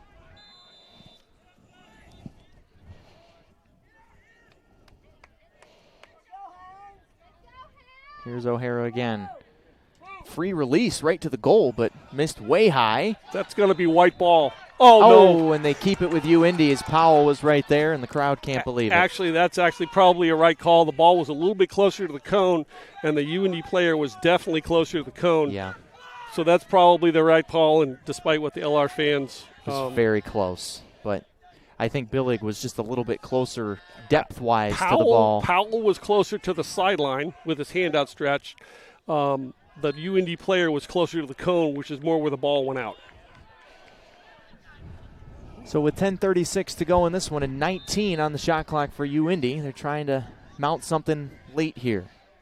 Big hit there by Linklater to jar the ball loose, but UIndy picks it up with 10. Greyhounds got to get one on goal here. O'Hara, middle, blocked in front, and that is going to be a shot clock violation. Absolutely. On UIndy. So a good stop there for the Bear defenses. The Greyhounds had a lot of chances there. Yep, that's a good stop.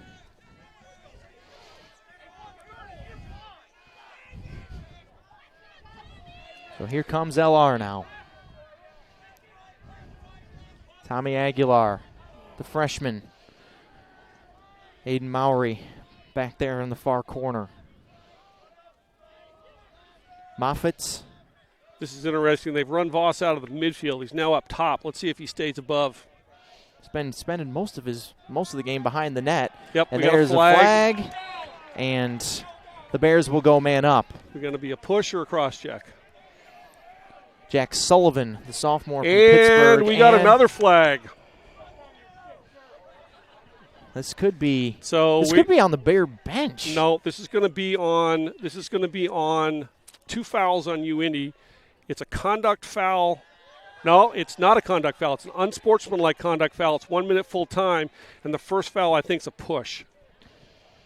So just the 1 minute served or 2 minutes? There's going to be, let's see. So if they're both on Sullivan. Yep. We got a trip for 1 minute. We got unsportsmanlike conduct 1 minute full time. That's 2 minutes on penalties on the same player. The 1 minute full time penalty is served first, and then the trip. So Sullivan must have had some colorful language for the official or an LR player down there after he got called for the foul. It was 100%. If it's at an LR foul, if it's at an LR player, that's going to be a conduct foul or not even anything. That was obviously said directly at Miko Red Arrow. Miko let a lot of things go, but won't let that go. So a big chance here for the Bears down 3, but they got to cut into this lead fairly soon to not make it frantic at the end. Yeah, they need to get a goal here and within first 60 seconds, and then Moffitt. Mowry denied. That's a great. Barnett gets the stick up as Mowry tried to go top shelf. Oh, that's unfortunate. And Voss can't corral it off the back of the end zone, and a stop for UIndy. No, it's not a shot. What's the confusion here? I have no idea. Should be UIndy ball, right? I have no idea what the call is. Greg Paradine's down at the 15-yard line talking with the official. I'm not sure what he's upset about or what the call is.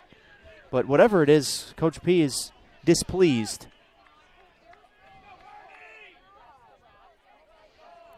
And the official's got his card out. He's writing something down there on the far side.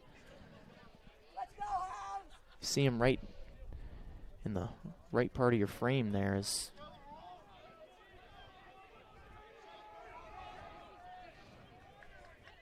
It looks like it's going to be LR ball, Jamie. LR ball. In all honesty, I have no idea what just happened. It looked like a fairly straightforward play that the Bears mishandled it out of the back, and UIndy was going to take over. I haven't seen a signal. But other than they pointed white, and it's white ball with 60 seconds, and there must have been a loose ball push somewhere before the ball went out of bounds to get that. That's the only thing that could have been. Quick ball movement for the Bears ends in a goal for Joe Venazio, a hat trick in his Bear debut. That's big. That's a big goal, and that is. I don't know if. Let's see if we're even or not. So the Bears get their first man-up goal of the day. Off the stick of Joe Venazio, the transfer from Coker, who's second all-time in Coker history in goals. This is a huge face-off. UIndy is still down. Because of the unsportsmanlike penalty, right? UIndy is still down. The first penalty had not expired. Okay. So Sullivan, the guilty party for UIndy, is still in the penalty box. Well, there's two UIndy guys in the penalty box, which I don't really understand. But Parker Johnson, number 9, down in there with Sullivan. Okay, we got two UIndy players in the penalty box. 6, 7, 8. There's only 8 guys on the field for UIndy right now. So, yeah. We must have missed that second penalty on Parker That's going to be a hold on White. That's going to be – he can't come out of the box. He's staying in the box. It's Jake Zickel coming in to the game for UIndy, pardon me. Okay, yeah, we need to go take the ball away. It's 4-on-6. There's no reason. Zickel hounded by 2 defenders. Starkey trying to jar it loose from him, and he forces a bad pass, but the ball's tipped up in the air, still on the ground, and now picked up by Kyle Bash. But Starkey did his job there, but the pass wasn't good. And now they got one. UIndy's gotten one back. I have no idea what that sequence was, but somehow UIndy wound up with another kid in the box. I didn't even see a flag. No, I think it was. I don't know what it was. And now we have a timeout. Timeout UIndy. The official is calling timeout. This is an official timeout, I think. I don't think UIndy called it. I think we got an error correct. I have no idea what's going on. First game for the officials, too. But this is a pretty tense situation in a top 10 game. Well, and they want to make sure that they get this right with 8 minutes left in a 2-goal game. This is a big call here. Whatever the call is, I'm not. The officials are getting together to talk about it, but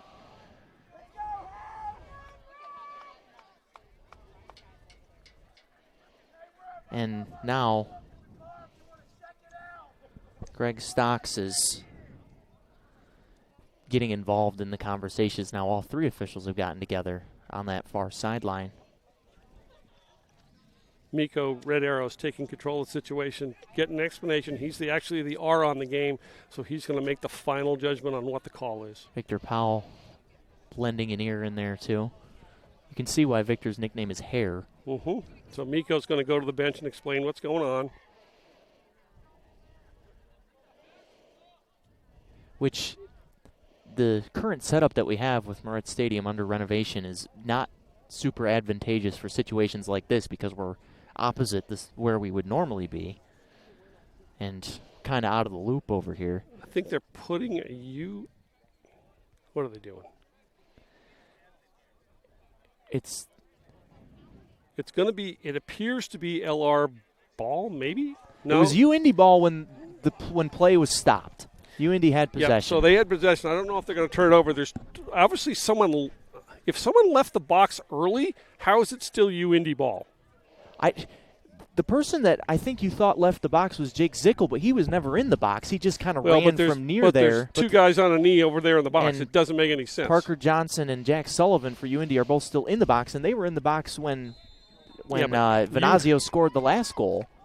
But here's a chance for the Greyhounds and a stop by Johnson. What a save. Oh, my goodness. Brian Robb got robbed there. And now the Bears looking to counter.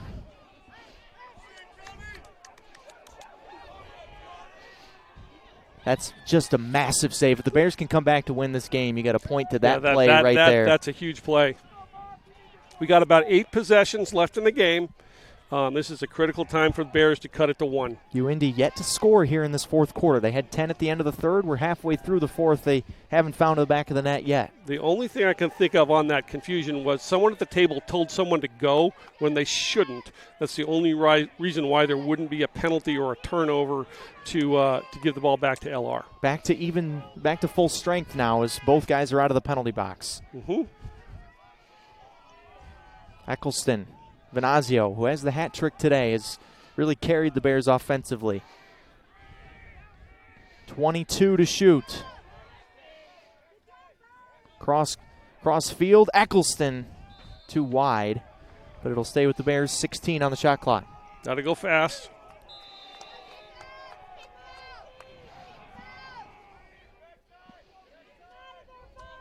Reese. 10 seconds. Eccleston far away from the goal. Has to make something happen here. Torrin fires Oh and my scores! goodness, that's a huge goal. Torrin Eccleston, late clock. Clutch Jeans it, and it's a one-goal game. That's a backbreaker in that UND had played defense for 80 seconds, and Torrin Eccleston scores with about 5 left on the shot clock. Huge face-off here, 10-9, just under 7 minutes to go.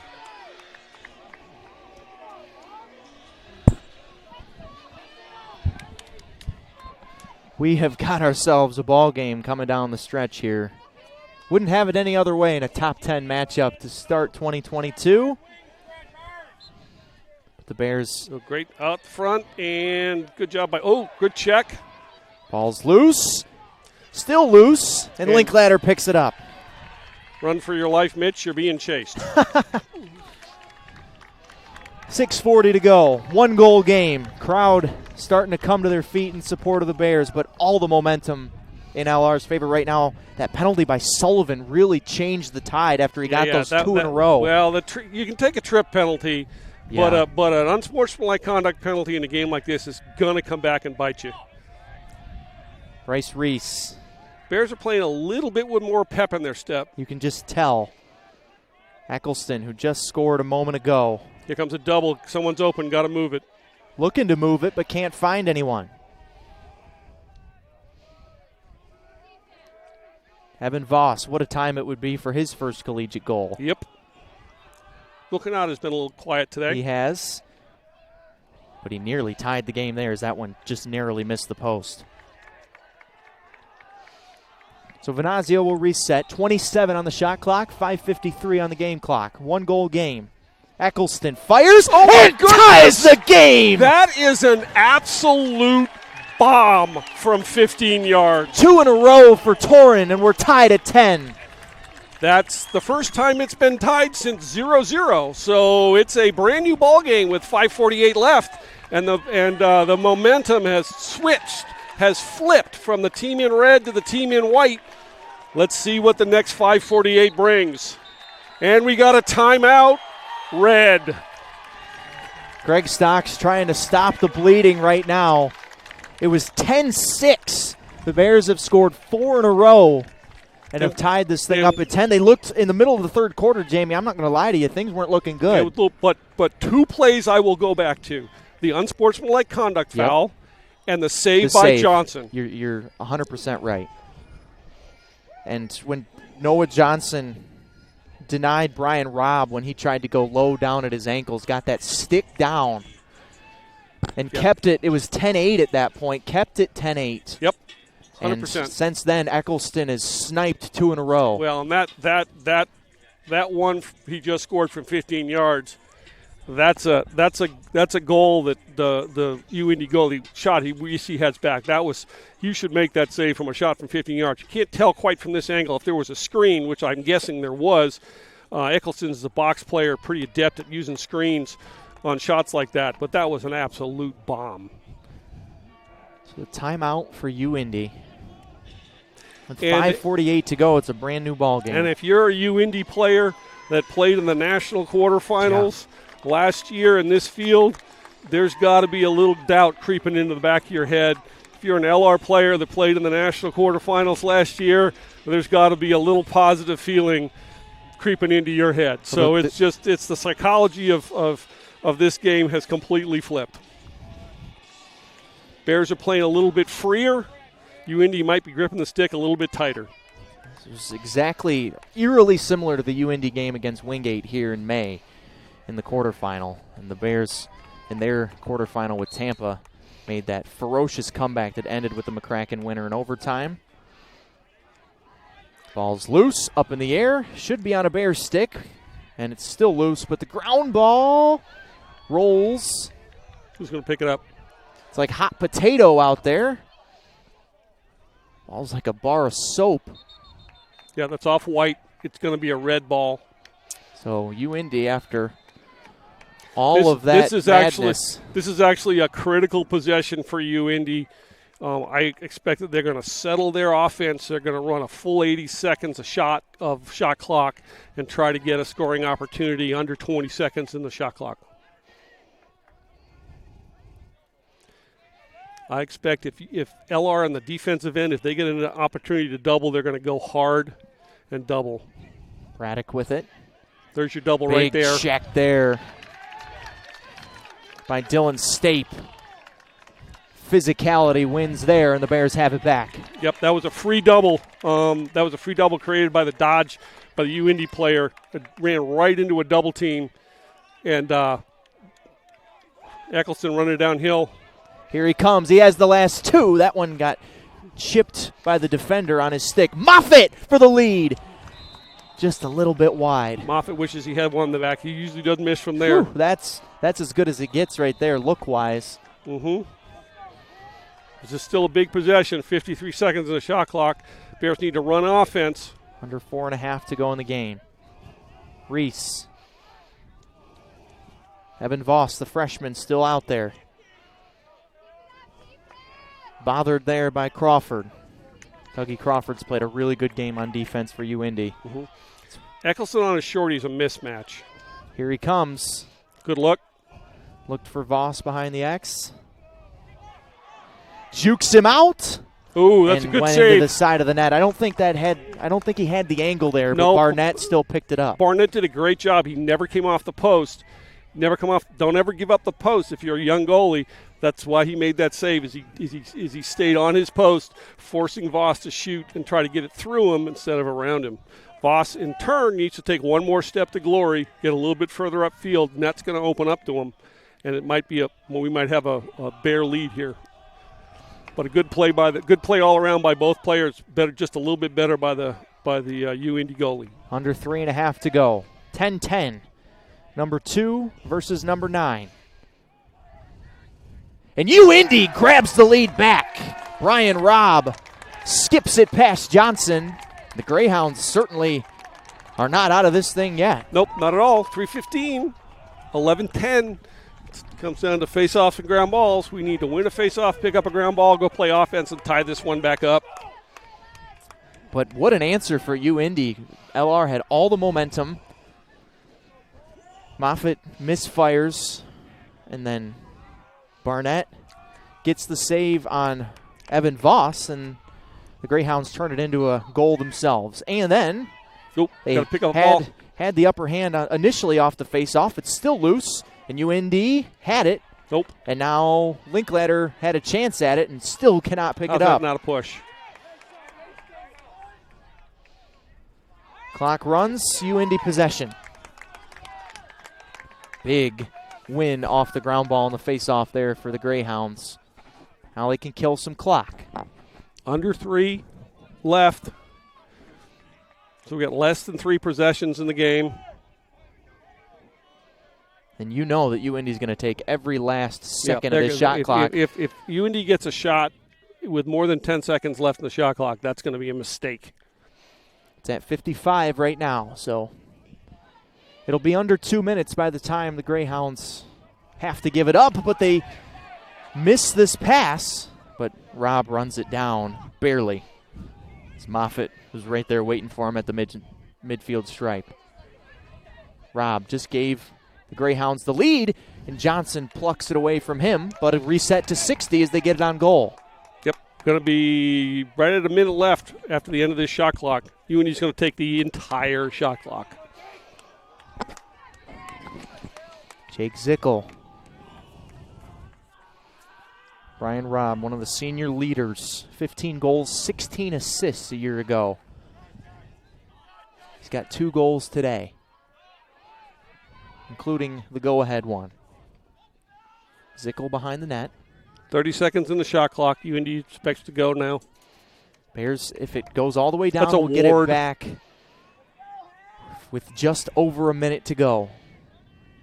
If they can hold them out of the goal. 15 to shoot. Zickel looking for some space. Lots of white jerseys around him. Now gets on goal. 5 to shoot, and they get it into the back of the net. That's great offense by Indy. Ben Foster the goal. And Indy has weathered the storm here and has grabbed a 2-goal lead with 1:09 to go. Yeah, LR needs to win a face-off here or contest a face-off and pick up a ground ball and go. Game not over yet, but the Bears, you said it, got to get a quick one. LR came storming back. They were down 10-6. Got 4 in a row, including 2 from Torrin Eccleston. But now Indy, after it was 10-10, has scored 2 goals in the last about 90 seconds of game time. But there LR wins the faceoff. That's a big win there. Linklater knows he's got to go. Has a full head of steam and shoots and scores. That's exactly what the Bears need. That's exactly what the Bears needed. It only took 9 seconds. That's the beauty of lacrosse. There's some debate in lacrosse about taking the face-off out of the games. That would be a huge mistake. This is what gives the teams a chance to come back. It's the goal, face-off, make it, take it. LR's got a chance to win a face-off and go play offense. If they lose the face-off, they got to immediately double the ball and try to create a turnover. Linklater gets his first of the day. Had 6 goals last year. So the ball is kicked, but won by Indy. Okay, we got to go. We got to double the ball. They're going to go back to go forward. That's actually a pretty good play. This is the exact situation that Indy was in against Wingate the last time on this field. See if they can do better this time than they did that time. Pass almost deflected. Long stick of Victor Powell, but it just missed. Yeah, we got to double the ball. You got to go to the ball. UND's got a timeout in their pocket. We got to go. Now it's just glorified keep away for the Greyhounds. Yep. Shot clock's about 25 seconds ahead of the game clock as the ball is loose, and we have a whistle. No, that's going to be a timeout. Yep. Indy just in the nick of time there as they may have almost lost that one. Yep. 21.1 to go. 1-goal lead for Indy. And now you've got the challenge of playing defense, and then even if you force a turnover, 20 seconds is not a whole lot of time to get down and get the ball in the net. No, it's not, but you got to almost go into you almost got to take Johnson out of the goal. You got to basically double team the ball. You just got to play that, and if you give up a goal, you give up a goal. But I expect double teams and Johnson not to be in the goal. If Indy puts a guy by the crease, that's a mistake because it gives Johnson an easy guy to play. 21.1 seconds to go. Shot clock basically not a factor at this point. Nope.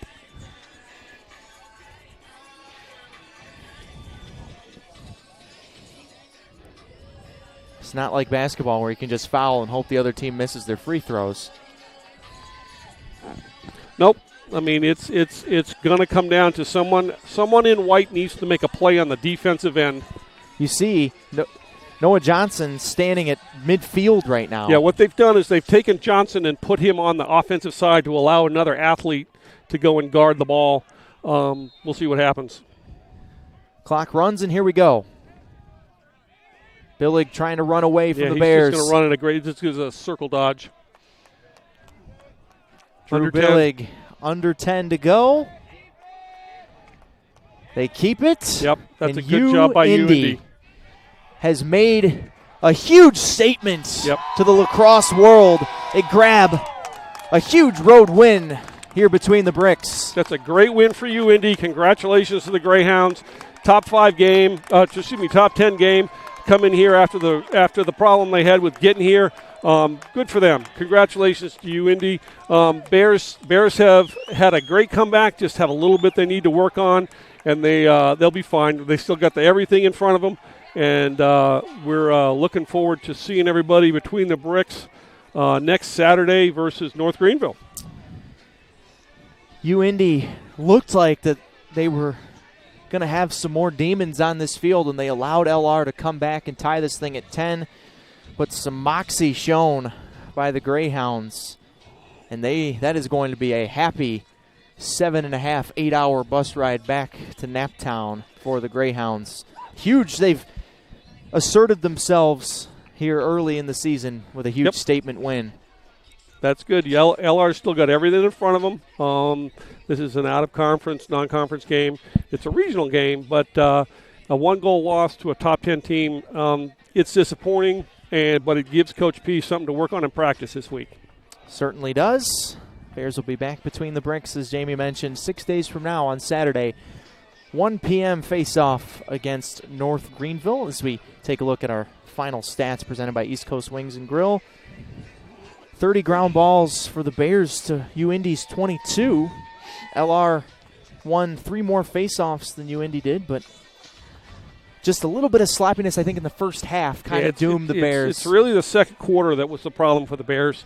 If they play that a little bit more even, they're going to. This is going to be a different thing. But they just were a little out of sorts in not so much in the first quarter, but the second quarter is really what killed them. And in 1-goal games, the margin of error is very small, and UIndy finds the inches today. The other thing I'd like to make a quick note of across the way, you see both teams shaking hands. It's the first time in 2 years that we've actually had a handshake line. That's actually great to see, a little bit normalcy, and nice sportsmanship on both sides. Everybody shaking hands, patting each other on the head. Certainly was.